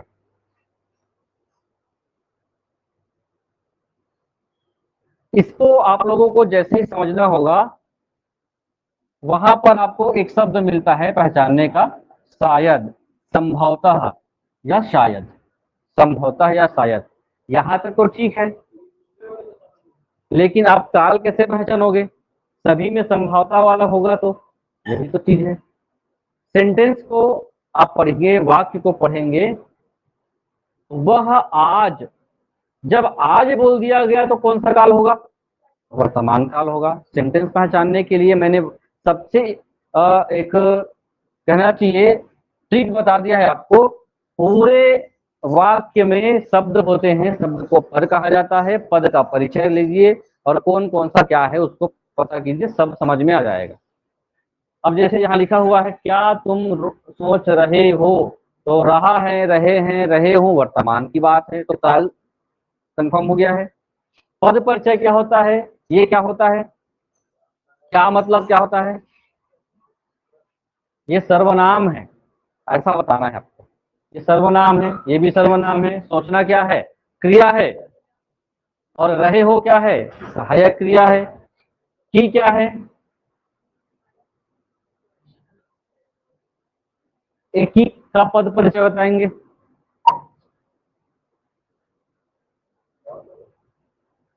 यही है कंजक्शन, बोल सकते हैं, जिस दोनों पद को क्या कर रहा है? जोड़ रहा है, संयोजक। तुम फिर से सर्वनाम हो गया। जाना क्या हो गया? क्रिया। सकना भी क्रिया है और वो सहायक क्रिया है। तो हमको पहला चीज क्या पता चल गया है? ये वर्तमान काल है। और जब सेंटेंस है, क्या तुम सोच रहे हो कि तुम जा सकते हो, तो संभावना है जा सकते हो या नहीं जा सकते हो। क्या है ये? संदिग्ध और संभावना में अंतर भी आप लोगों को समझना होगा। आप लोगों ने अलंकार पढ़ा है ना, संदेह अलंकार और संभावना अलंकार, विभावना अलंकार, बहुत सारे होते हैं। सुने हैं कि नहीं सुने? संदेह अलंकार। हाँ, सेंटेंस में जब वाक्य के प्रकार जब आते हैं, तो ऐसा वाक्य के प्रकार में संभावना वाला जो आता है, संदेह आता है, और ये क्या होता है? शायद वाला जो आता है। संदिग्ध हो, उसमें शायद नहीं लगता है, संभावना वाली बात ही नहीं है। तो यहाँ पर जिसकी होने की संभावना लेकिन होती है, संदेह में डाउट होता है, संभावना में किसी काम को होने के लिए हमको आश्वासन मिलता है कि ये हो सकता है। शायद वो खेल रहे हों, खेल तो रहे हों लेकिन हमको पता नहीं है शायद वो खेल रहे हो या नहीं खेल रहे हो। तो रहे हो किसको दिखाता है? वर्तमान काल को। और शायद दिखाता है उसके संभावनाओं को। संभवतः वह खेल रहे हो, ये भी आता तो उसी का ये हिस्सा होता। ठीक है, तो ये था वर्तमान काल। कल हम भूतकाल को करेंगे और वाक्य कर लेंगे। ठीक, अभी आप लोगों को साइंस का कुछ हिस्सा बचा है, उसको थोड़ा सा पढ़ना है। तीन तीन काल में फिर आप लोग परेशान हो सकते हैं।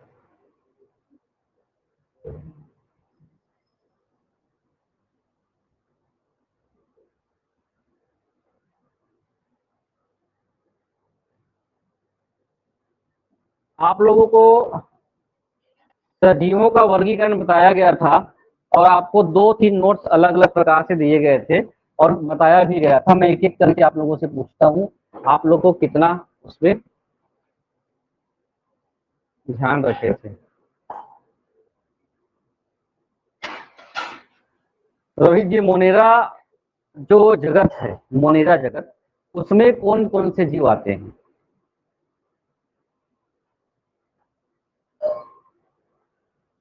बताएंगे? जल्दी बताएंगे।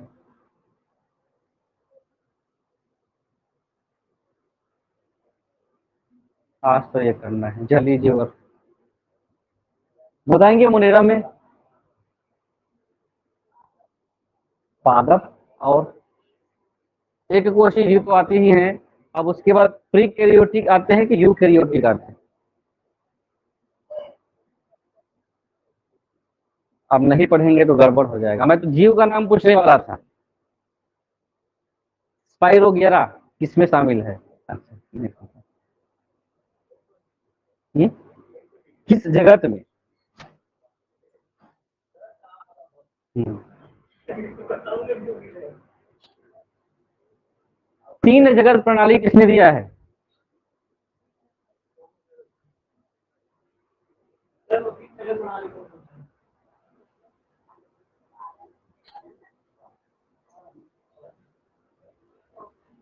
चलो, दो जगत या द्विजगत या बाइनरी जिसको कहते हैं, बाइनरी जो किंगडम है, उसको किसने दिया है? वही दो ही बाइनरी है या द्विजगत इसको कहा जाता है।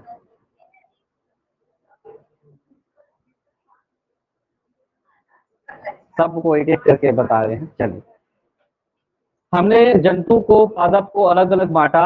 अब उस जंतु पादप के बाद एक कोशीय, द्विकोशीय, बहुकोशीय जीव में बांटा। उसके बाद हमने देखा कि उसके बाद कोशिका के भी संरचना के हिसाब से यूकेरियोटिक होते हैं, प्रोकैरियोटिक होते हैं। किसके आधार पर? सेल, उसके केंद्रक के आधार पर बांटा, एक कोशीय, उसमें प्रीकैरियोटिक और प्रीकैरियोटिक और प्रोकैरियोटिक और यूकेरियोटिक, जिसको हम लोग बोल सकते हैं। उसके बाद पोषणता के आधार पर किसमें बांटे हम लोग? लास्ट इसको 5 जगत में रखा गया है, कवक का अलग से निकाल करके। तो इस पांचों जगत को बिल्कुल ध्यानपूर्वक आपको रखना है। अब जो हम लोग पढ़ने वाले हैं उसमें 2 टॉपिक और दिया गया था, पीडीएफ तो उस दिन में भेज दिया था। जब जीवों की बात करते हैं तो 2 प्रकार से जीवों को बांटा गया है, इंसान को छोड़ करके, है ना, मानव को छोड़ करके। एक जल में रहने वाले जीव, जिसको क्या जीव कहते हैं? जलीय जीव। और एक दूसरा होता है जो जल में ना रह करके कहाँ रहता है? स्थल में रहते हैं, उसको कहा जाता है स्थलीय जीव। तो जलीय जीव और स्थलीय जीव आखिर किस रूप में है, ये आप लोगों को समझना पड़ेगा। ध्यानपूर्वक इसको देखते जाएंगे। बहुत भारी टॉपिक नहीं है ये। इसके बाद हम लोग कोशिका पे आएंगे। पृथ्वी पे 2 ही चीजें हैं, एक तो स्थल है, दूसरा जल है ना, और दोनों जगह पे जीव रहते हैं। मानव कहाँ रहता है? स्थल में रहता है, वो समुद्र के अंदर, पानी के अंदर नहीं रह सकता है। कुछ जीव ऐसे होते हैं जो स्थल में भी जीवन यापन करते हैं और जल में भी जीवन यापन करते हैं। वही आप लोगों को ध्यान में रखना पड़ेगा कौन सा जीव है। कुछ कुछ ऐसे जीव होते हैं, मेढक हो गया, दोनों जगह रहते हैं। केकड़ा देखिए, वो कहाँ रहता है अधिकतर? जल वाला है कि स्थल वाला है? तो वो आपको ऐसा नहीं पूछेगा भैया, ये भी ध्यान रखेंगे, है ना। आपको ये नहीं देखेगा शेर कहाँ रहता है, ये कौन सा प्राणी है, जलीय स्थलीय। उसके बाद का जो आप लोगों को पढ़ना है ना, वो थोड़ा सा ध्यानपूर्वक देखेंगे। हाँ, तो स्थलीय और जलीय दोनों है ना। वो इस जमीन के अंदर तो स्थल ही है ना। जलीय का मतलब पानी के अंदर। जमीन के अंदर तो स्थल ही कहलाएगा वो। ठीक, क्योंकि उसको बाहर से जो मिल रहा है O2, वो बाहर के एटमोस्फेयर से ही जा रहा है, मिल रहा है, वो पैक करके थोड़ी रहता है एकदम बंद। तो पृथ्वी पर जीवन अत्यधिक विविधतापूर्ण है। जीवन, जीवों का वितरण उसके निवास के स्थान पर आधारित होता है। बहुत लंबी लंबी बातें हैं, ध्यान रखेंगे। निवास स्थान पे वो प्राकृतिक वातावरण जहाँ कोई भी जीव क्या करता है, अपना जीवन यापन करने के लिए भोजन, उसके बाद अपने वंश को आगे बढ़ाने के लिए प्रजनन, और अपने जीवन को और बेहतर ढंग से जीने के लिए वो जिस जगह पर रहता है उस हिसाब से उसके स्थान का निर्धारण किया जाता है। 2 प्रकार से लोग जीवों को बांटा गया है। एक तो बांटा गया है किस पर?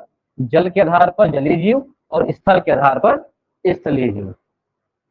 और ये भी देखा गया है कि जो जो आप लोगों को संघ भी पढ़ना होगा तो आप पढ़ेंगे, हर जीवों के संघ में बटे हुए, है ना, संघ में बटे हुए ना सभी जीव। बायोलॉजी वाले जो हैं, मैं उन्हीं से पूछता हूँ, अब उनसे तो नहीं पूछूंगा, है ना। उनको कौन सा पूछूंगा? समकोण त्रिभुज का सूत्र पूछूंगा उनसे। तो दोनों प्रकार के जीवों की क्या होती है, शारीरिक संरचना अलग अलग होगी। ठीक है, हर जीवों की संरचना किससे बनी होती है, आपको ध्यान रखना पड़ेगा। शारीरिक क्रियाएं अलग अलग होती है। अनुकूलन के संबंध में लगातार प्रश्न पूछे गए, सजीव और जलीय और स्थलीय में। अनुकूलन कैसे करते हैं, मतलब वो अपने जीवन जीने के लिए क्या क्या चीजें अपनाते हैं। भोजन, श्वसन, प्रजनन, ये सभी को हम क्या करते हैं, जिस एटमोस्फियर में वो ढल गए हैं उसी में वो जीव रहते हैं। और ये भी हम लोग चर्चा करेंगे कि जैव विविधता में इस जीवों को बचाने से आप क्या कर सकते हो, अगर कोई जीव आप बचा रहे हो तो वो आपके पर्यावरण संतुलन के लिए कितना उपयोगी होता है। तो आप लोगों को पहला हम लोग बात करते हैं जल में रहने वाले जीवों में। ध्यान रखेंगे जलीय जीव किसको कहेंगे। दो टाइप के डेफिनेशन होते हैं। पहला तो ऐसे जीव जो पूरा अपना जीवन कहाँ बिताएगा, जल के अंदर बिताएगा। ठीक, पृथ्वी में एक अर्थ में अगर बांट किया जाए इस प्रकार से, हमारे यहाँ दो तरीके से पृथ्वी का विभाजन हुआ है। 70% भाग में क्या है, जल है, और 30% भाग में क्या है, स्थल है। ये मोटा मोटा बात है ना, 70 कुछ है और ये 29.3 है ना। तो हम लोग 70 और 30 का हम लोग अनुपात बांट लेते हैं। और ऐसा नहीं है कि 70% जल किस रूप में हो, समुद्र के रूप में हो। हमारे यहाँ पे बहुत सारे ऐसे जल हैं जो किस रूप में मिलते हैं, कुछ समुद्र के रूप में मिलते हैं, कुछ महासागर के रूप में मिलते हैं, कुछ नदियों में है, कुछ झील है, कुछ तालाब है, कुछ आर्द्र भूमि। आर्द्र भूमि किसको कहते हैं पता है आप लोगों को, जो ऐसे नम क्षेत्र, जो दलदली क्षेत्र होते हैं, है ना। हमारे भारत में सबसे बड़ा जो दलदली क्षेत्र है वो कौन सा है पता है आप लोगों को, सुंदरवन। सुने, सुंदरवन का डेल्टा जो बहुत दूर तक समुद्र के पानी उसमें मिट्टी को दलदली क्षेत्र में लेकर चला गया है, और लास्ट में बच जाता है जहां पानी मिलता है वो जलाशय। पृथ्वी में 70% जल होने के बावजूद भी आप एक छोटे से बॉटल को 20 रुपए में लेकर पी रहे होते हैं। क्यों? क्योंकि जो जल है हमारे यहाँ पर वो सबसे ज्यादा समुद्री जल है और महासागरों में मिला हुआ जल है, जिस कारण से उसका जो कहना चाहिए लवणता है वो बहुत ज्यादा है। ठीक, इतना ज्यादा है कि हम सामान्य रूप से इसको मुंह में भी नहीं लगा सकते, पीना तो दूर की बात है। आप लोग समुद्र किनारे गए होंगे, पानी प्यास लगा होगा तो आप समुद्र से छोड़कर दूर दुकान गए होंगे, वहां से पानी लेकर पिए होंगे। तो नदियों का पानी, झीलों का पानी, तालाबों का पानी, ये जल का दो प्रकार से फिर से विभाजन होता है। पहला जो जल हो गया जिसको मैंने कहा सबसे ज्यादा क्या है, समुद्री और महासागरीय जल। कितने महासागर हैं, महासागरों की संख्या कितनी है। कल से क्लास बंद कर दूंगा मैं। कैसे कर रहे हो आप लोग, 7 कौन बोला, महाद्वीप 7 है, महासागर 5 है। ठीक है, मैं तो नाम पूछने वाला था लेकिन संख्या पूछ दिया। तो वो जो महासागर और समुद्र है उसको हम लोग बोलते हैं किसका, खारे पानी का क्षेत्र। तो ऐसा बटा हुआ है। और जो झील होते हैं, नदियां होती हैं, तालाब होता है, आर्द्र भूमि होते हैं, वो मीठे पानी का क्षेत्र कहलाता है। दूसरा, जो ऐसे जीव होते हैं जो मीठे पानी में रहते हैं वो अलग कैटेगरी वाले होते हैं, उनका जीवन यापन, संरचना और भोजन और श्वसन की प्रक्रियाएं अलग होती हैं। जो महासागर या समुद्र में रहते हैं उनका जो रहन सहन उस वातावरण में रहते हैं तो उसका अनुकूलन अलग होगा, है ना। आप लोग महासागर क्षेत्र के बाद अगर महाद्वीपीय क्षेत्र को देखें, भूगोल का ही हिस्सा है। आप स्थल क्षेत्र में देखें तो हमारा जो भारत या विश्व है का स्थल जो है सब अलग अलग है। ठीक, जैसे कि आप अफ्रीकन क्षेत्र में जाएंगे तो वहां टेम्परेचर क्या होता है, बहुत ज्यादा होता है। वेस्ट इंडीज में जाते हैं आप, सुने होंगे वेस्ट इंडीज, अफ्रीकन देश, वहां पर क्या है, टेम्परेचर अधिक होता है। और अगर आप यूरोप जाते हैं तो वहां का टेम्परेचर कम होता है। तो उस हिसाब से जीव जंतु मिलते हैं, उस हिसाब से लोग रहन सहन करते हैं। तो जलीय जीवों में दो प्रकार से जीव होते हैं, एक खारे पानी वाले होते हैं और दूसरा जो जीव जंतु होते हैं जिसको हम लोग बोलते हैं, जो झील, तालाब या जलाशय में पाए जाते हैं उसको हम लोग बोलते हैं मीठे पानी वाले जीव। ठीक, ये जो जल 70% है उसमें कुछ परसेंट बर्फ का भी है, उसको भी हम लोग जल में लेते हैं। लेकिन चूंकि वहां पर जीव जंतु समान रूप से ठोस अवस्था में तो अंदर रह नहीं सकते ना, इस कारण से उनको इन दोनों स्थानों में बांटा गया है। तो विशेषता क्या होगी, जो जल में रहते हैं ऐसे जीवों की विशेषता, पहली बात तो उनका जो शरीर की संरचना होती है किस योग्य होती है, तैरने योग्य होती है। और जितने भी जीव होंगे उनका जो श्वसन है, ठीक है, श्वसन किससे होता है? गिल्स से होता है, ये ध्यान रखेंगे। अधिकांशतः लिखा हुआ है, सभी नहीं लिखा हुआ है ना। सभी होता तो सभी लिखता। अधिकांशतः जीव जो होते हैं, जो कहाँ रहते हैं? जल में रहते हैं, उसका जो श्वसन होता है वो कहाँ से होता है? गलफड़े से होता है, गिल्स। ठीक। और आप लोगों का श्वसन कहाँ से होता है? मानव का लंग्स से होता है, फेफड़े से होता है। जितने भी जल में रहने वाले जीव होते हैं उसके शरीर दो तरीके से होता है। एक तो होता है स्केल्स या फिर शेल्क होता है। शेल्क का मतलब, प्याज को देखें आप लोग, प्याज को एक परत निकाले फिर दूसरा परत, तो शेल्क कहलाता है। ठीक है। वैसे ही इसमें आ गए हम लोग, ये अथवा बहुत सॉफ्ट या चिकनी त्वचा वाली होती है। क्यों होती है? क्योंकि जब वो तैरते होते हैं, तैरने के लिए सबसे जो जरूरी है वो है शरीर का कम घर्षण होना। ठीक। जितना ज्यादा घर्षण होगा उतना रुकावट होगा। समझ रहे हैं? घर्षण का पाठ तो पढ़े होंगे आप लोग। तो घर्षण चिकना शरीर होने की वजह से जल का घर्षण क्या होता है? कम होता है, और आसानी से क्या कर लेते हैं, ये एक जगह से दूसरी जगह कहीं भी जीव आ जा सकते हैं। और जिन जीवों में घर्षण होता है, जैसे सांप जो है, सांप की स्थिति ऐसी है कि उनको घर्षण चाहिए। जो जलीय स्थलीय जो जीव है उसमें सांप को जितना ज्यादा उनको घर्षण मिलेगा उतना तेज भगता है। उनको जहां स्थल में चिकनाहट होगी, जस्ट अपोजिट अवधारणा है जलीय और स्थलीय जीवों में। जल में तैरने के लिए जितना ज्यादा घर्षण कम होगा, जितना कम घर्षण होगा उतना तेज बहेंगे वो। स्थल में जितना ज्यादा घर्षण होगा उतना तेज बहेंगे, तेज दौड़ेंगे। ठीक। हाथी को अगर आप लोग टेरेस में दौड़ाएं, ठीक है, तो वो बहुत कम, या सांप को ही टेरेस में दौड़ा दिया जाए, छोड़ दिया जाए, तो वो जितना ज्यादा घर्षण उतना कम वो बढ़ेगा आगे। तो तैरने के लिए जलीय जीवों में क्या होते हैं? कुछ फिन्स होते हैं, पंख होते हैं, या फिर फ्लिपर। फ्लिपर का मतलब क्या होगा? फ्लिपर मतलब होगा कोई ऐसा जीव है उसके शरीर में कुछ ना कुछ ऐसे साइड से निकला होगा जो क्या करता है? पानी हटाने का काम करता है।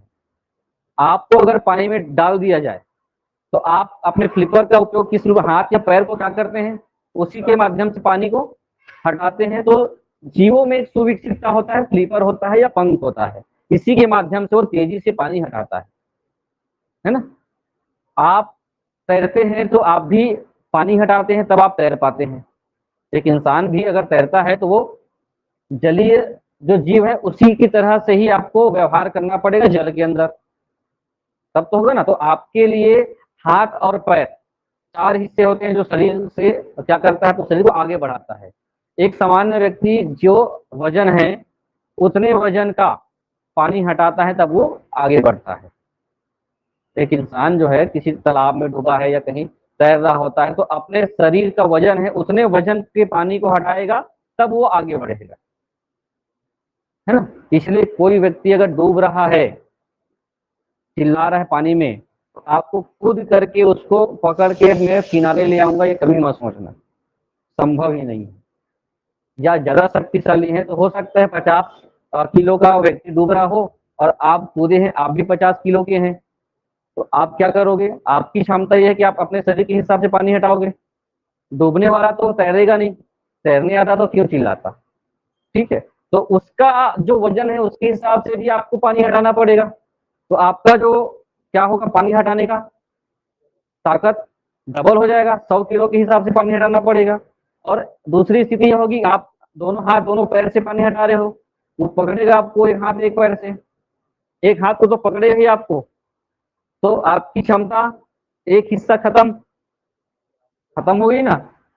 उसका भी पानी हटाना है, आपकी क्षमता भी खत्म। कभी कभी ये होता है आपको पकड़ के वो चढ़ जाएगा पार में, तब तक आप डूब सकते हैं। तो ध्यान रखिए। चलिए, अधिकांश जो मछलियां होती हैं, जो जलीय जीव होते हैं, मछलियां जो होती हैं क्या होते हैं? अंडज देते हैं।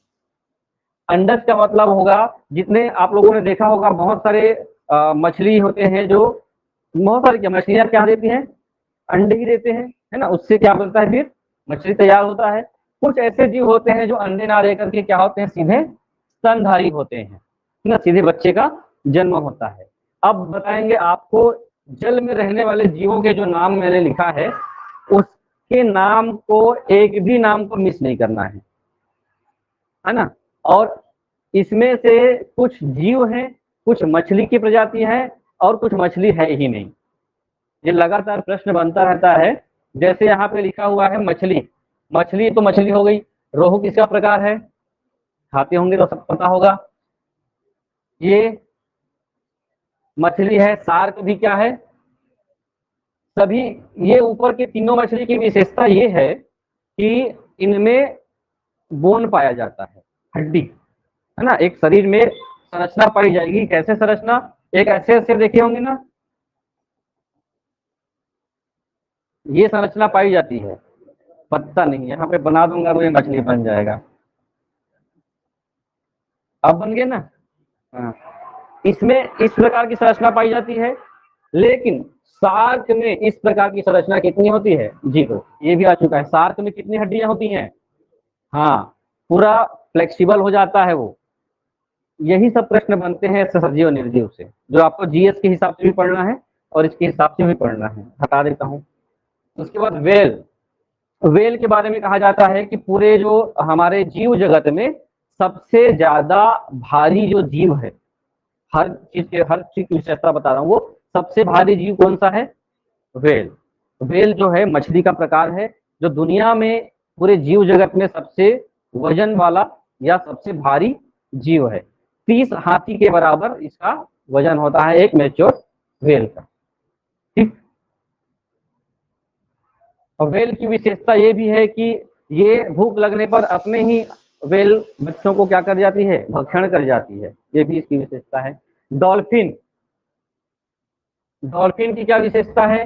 डॉल्फिन में एक हम भारत का राष्ट्रीय जलीय जीव घोषित किया गया है। सुनिए किसको? डॉल्फिन। लेकिन कौन सा डॉल्फिन? गंगा डॉल्फिन। ये भी ध्यान रखेंगे। गंगा डॉल्फिन जो है भारत का राष्ट्रीय जलीय जीव है, केवल डॉल्फिन नहीं। वो प्रजाति है गंगा डॉल्फिन की, भारतीय प्रजाति, इस हिसाब से उसको किया गया है। ऑक्टोपस। ऑक्टोपस देखे होंगे आप। ऑक्टोपस हिंदी में क्या बोला जाता है? उसको ऑक्टोपस ही बोला जाता है। पिछले 2 फुटबॉल विश्व कप के पहले ऑक्टोपस कौन जीतेगा ये बताता था, मालूम है आप लोगों को? ऑक्टोपस भविष्यवाणी बताता था कि फुटबॉल फीफा हो रहा था तो कौन जीतेगा। अभी तो इसका पता नहीं है। स्पीड। जेलीफिश। जेलीफिश मछली नहीं है। ठीक।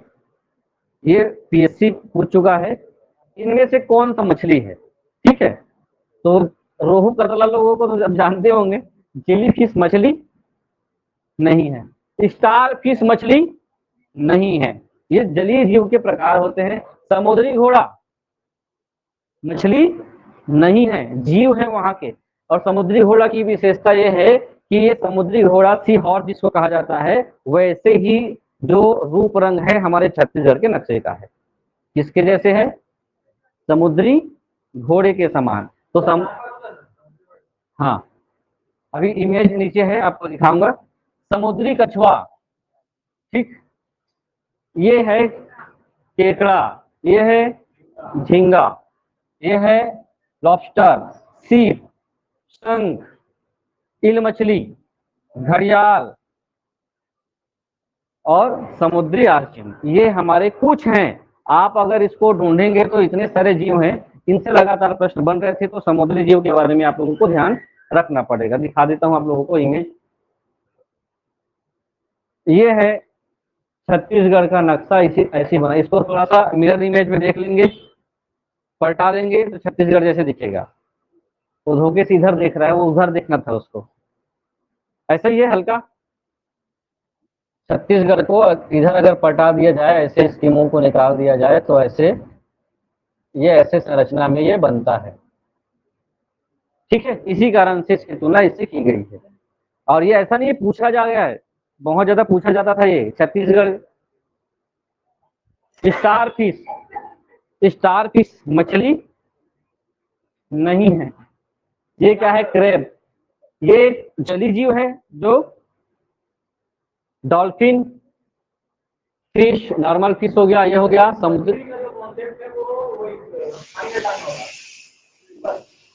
नहीं, फ्लिपर तो सब में होगा ना, सब में है। देखिए आप, इसमें 3 प्रकार का लिखा हुआ था, मछली कई प्रकार के हो सकते हैं, ये बोल रहा हूँ ना। ये उनके प्रजाति में, मछली का ही प्रकार थोड़ी लिखूंगा, क्योंकि हमारे जलीय जगत में बहुत सारे जीव पाए जाते हैं, तो उसका भी नाम हमको जानना है। और मछली के प्रकार में जानना हो तो संपर्क कर सकते हैं जो जुड़े होंगे मत्स्य विभाग से। ठीक है।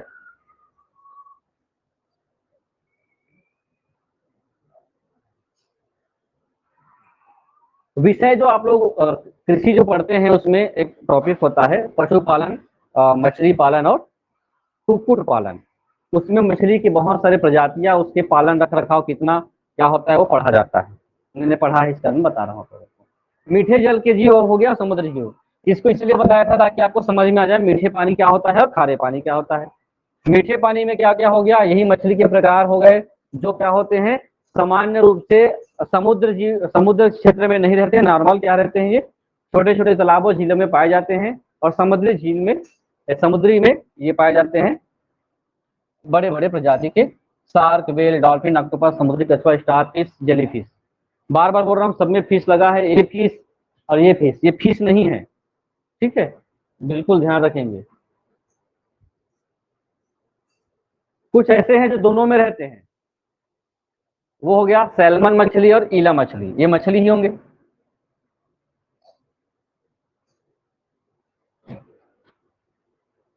तो हमने कुछ अनुकूलन के लिए जो टॉपिक हमने देखा फर्स्ट में, विशेषताएं देखा, उसको एक बार फिर से ये रिपीट करता है।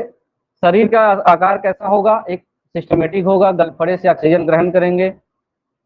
तैरने के लिए क्या होगा, स्विंग बैडलर बोल सकते हैं, वायु थैली बोल सकते हैं, या फिर फ्लीपर बोल सकते हैं, वो विकसित होगा। ठीक है।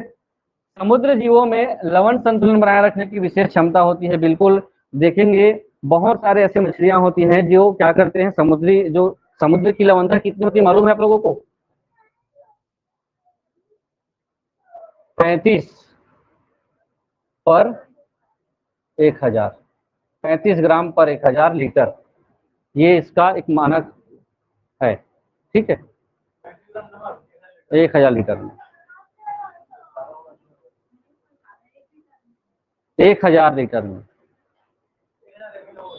1000 ml मतलब 1 लीटर होगा, 1 लीटर में 35 ग्राम, 1000 ml में 35 ml, 35 ml बोल सकते हैं, एक कहना चाहिए अनुपातिक रूप से ये माना जाता है। कई सारे ऐसे समुद्र जीव हैं जो बहुत ज्यादा खारे पानी में रहते हैं, और खारे पानी में होने के कारण से मछलियों के पूरे शरीर में क्या हो जाता है, लवणता की अधिकता हो जाती है। और ऐसे ही लवणता की अधिकता होती है, और ऐसे जीवों को कई लोग मानव जो भोजन के रूप में ग्रहण करते हैं। तो आप लोगों ने सुना होगा एक कुछ लवणता के कारण से कई जीवों में पारे की अधिकता हो जाती है। ठीक है, और पारे की अधिकता होने के कारण से उस जीव का भक्षण करेंगे, कोई मानव खाता है तो उसको मीना माटा रोग हो जाता है। मीना माटा रोग,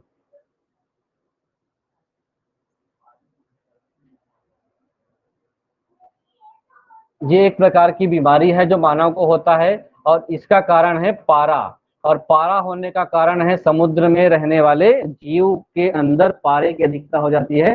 खासकर लवणता से क्या बनता है, कैल्शियम, कैल्शियम मैग्नीशियम जो होता है, खास करके NaCl, sodium chloride, magnesium chloride, दोनों की मात्रा सबसे ज्यादा होती है समुद्र के पानी में। तो इससे क्या हो जाता है, ये ध्यान रखें, कभी भी पूछा जाता है मीनामाटा रोग किसकी अधिकता से होता है, पारे की अधिकता से। और सबसे ज्यादा होता है जापान में। जापान में कौन सा जगह पे, जगह का नाम है, चलिए, वहीं से शुरू हुआ है, जापान से। समुद्र क्षेत्र या समुद्री जीव में हमारे यहाँ सबसे बड़ा उद्योग चलता है मत्स्य उद्योग, है ना, बहुत बड़ा व्यापार हो है मछली का। जल की गुणवत्ता बनाए रखने में सहायक है। अगर आप लोगों ने देखा होगा, समुद्र में समुद्री जीव नहीं होते तो समुद्र क्या हो जाता, दूषित हो जाता है ना। इकोसिस्टम को बैलेंस बनाए रखने के लिए क्या है, सभी जीवों का होना जरूरी है। एक हम लोग स्थलीय पारिस्थितिक तंत्र को देखते हैं तो कीट पतंगे होते हैं, सांप होते हैं, मेढक होते हैं, सब अपना अपना एक चक्र चलता है ना, वो उसको खाता है तो वो मेंटेन करके रखता है अपने। अगर टिड्डे कीट पतंगे हो जाएं और उसको खाने वाला कोई ना हो तो फसल बर्बाद हो जाएगी, है ना। तो उसको खाने वाला जो है क्या है, चूहे हैं या फिर क्या है, चिड़िया हैं। उसको खाने वाला कोई और है तो उपभोक्ता और प्राथमिक उपभोक्ता, द्वितीयक उपभोक्ता आप लोग पढ़े होंगे। वैसे ही जल में जरूरी है पारिस्थितिक तंत्र को बनाए रखना, और जैव विविधता का संरक्षण भी आप लोगों को जल के हिसाब से जरूरी है। जलीय जीव में आप लोगों को ये भी ध्यान रखना, जलीय जीव में ऐसे कौन कौन से पादप हैं जो अपना भोजन खुद बनाते हैं, या स्वपोषी कौन होते हैं। फाइटोप्लैंक्टन सुने हैं? हाँ, लाइकेन सुने हैं? हाँ, ये सब क्या है, स्वपोषी जीव हैं जो क्या करते हैं, वहां अपना भोजन खुद बनाते हैं। ये ठीक है। अब जलीय जीव के प्रकारों को समझ, स्थलीय सरल है ना। स्थल में रहने वाले जीव जो मुख्यतः कहाँ निवास करेंगे, भूमि पर निवास करते हैं। जल्दी से देख लीजिए, जितने भी स्तनधारी जीव हैं, पक्षी हैं, सरीसृप हैं, कीट हैं, और जो छोटे मोटे और जीव जो कहाँ रहते हैं, स्थल में रहते हैं, स्थलीय जीव कहलाते हैं। विशेषता क्या होती है इनकी, पहला तो श्वसन किसके द्वारा, फेफड़े के द्वारा। भूमि पे चलने के लिए सभी जीवों के क्या होते हैं, पंजे क्या होते हैं, क्योंकि हमको किसकी आवश्यकता पड़ेगी, घर्षण, जो किससे संभव हो पाएगा, उनके मजबूत पैरों से। शरीर पर बाल होते हैं, पंख होते हैं या शल्क, पक्षियों में पंख देखे जाएंगे और जीवों पे शरीर पे बाल देखे जाएंगे, और कुछ ऐसे जीव हैं जिसमें हम लोग क्या देखते हैं, शल्क देखते हैं। शल्क मतलब लेयर, अभी बता ना प्याज बोला जाएगा ना। टेम्परेचर के हिसाब से क्या करते हैं, शरीर को अपना अनुकूलित कर लेते हैं, ठीक समय या परिस्थिति के हिसाब से अनुकूलित कर लेते हैं। विकसित तंत्रिका तंत्र और संवेदी अंग हर जीव में होता है।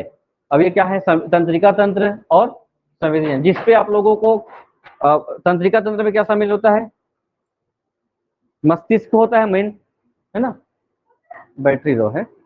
और दूसरे में क्या होता है, संवेदी अंग में हाथ पैर स्किन त्वचा आंख, है ना, इंद्रियां जो होती हैं वो संवेदी अंग है। तो देख लेंगे ऐसे जलीय जीव जो स्थल में पाए जाते हैं और स्तनधारी होते हैं, मैमल्स जिसमें शामिल होता है, उसमें कौन कौन से, शेर, हाथी, गाय, बाघ, घोड़ा, कुत्ता, मनुष्य स्तनधारी जीव में शामिल होता है।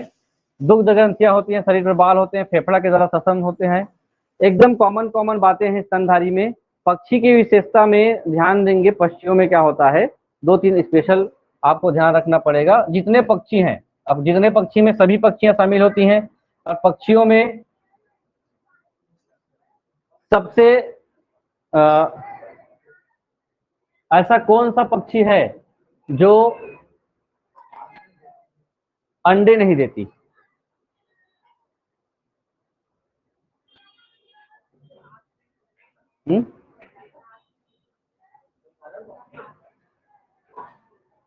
चमगादड़ स्तनधारी है, ठीक है। यही एक आप लोगों को ध्यान देना है। चमगादड़ की आंख नहीं होती, कौन बोला, हाँ, रात में उड़ते हैं, दिन में भी उड़ सकते हैं। चमगादड़ का जो उड़ने का तरीका क्या होता है, कैसे उड़ते हैं, आप लोगों को पता है, फिजिक्स में है, ये फिजिक्स में है, मतलब आप लोग भी बताएंगे। चमगादड़ आवाज के हिसाब से क्या करता है, दौड़ता भागता है, और वो आवाज जो ध्वनि होती है वो है अल्ट्रासोनिक, पराश्रव्य ध्वनि। आवाज छोड़ता है और जितने दूर आवाज टकरा कर वापस आता है उसी हिसाब से वो खुद जाता है, खुद वापस आता है। बहुत सारे ऐसे पक्षी होते हैं जो अधिकांशतः उड़ जाते हैं, कौन से पक्षी नहीं उड़ता है, फिर ऐसे ऐसे वाले हैं, बंदर, बतख उड़ते हैं। शुतुरमुर्ग सुने हैं, उड़ता है क्या वो? हाँ उड़ते हैं।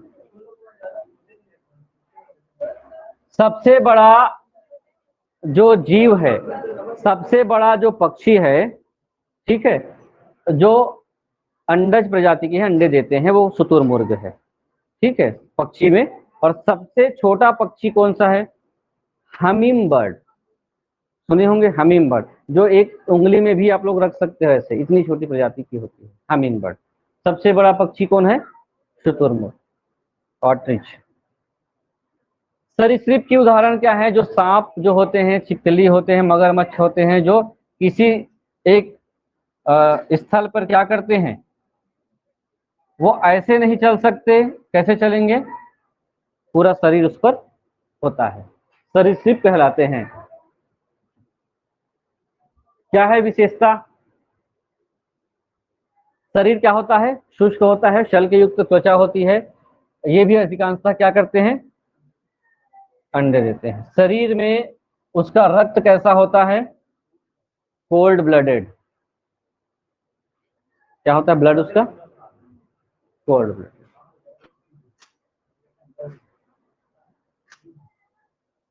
मैं सभी जीवों के बारे में और डिटेल नहीं बता रहा हूँ ना, मतलब ये एक ओवरव्यू आप लोगों को समझा रहा हूँ। कीट में चींटी, मधुमक्खी, तितली, मच्छर आते हैं। और इससे प्रश्न आप लोगों का सहायक शिक्षक में बन चुका है।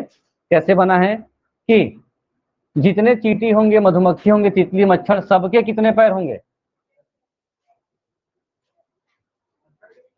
देखो ढूंढ के।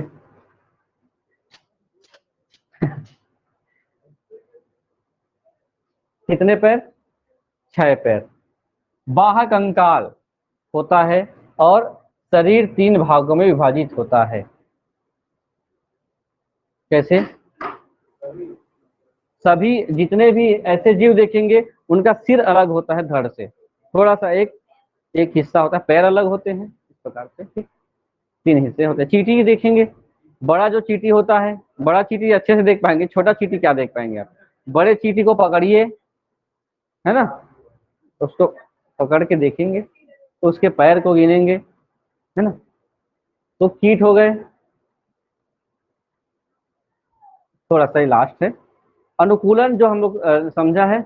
अनुकूलन में कैसे जीवन यापन करते हैं? देखिए, मजबूत अस्थियां होती है और मांसपेशियां होती हैं, फेफड़े के द्वारा होता है गैसीय विनिमय, और पानी को स्टोर रखने के लिए शरीर में विशेष स्किन होता है, जितने भी स्थलीय जीव होते हैं। और इसमें फिर एक प्रश्न आता है, कौन सा ऐसा जीव है जो सबसे ज्यादा लंबे समय तक जल संरक्षण अपने अंदर कर सकता है?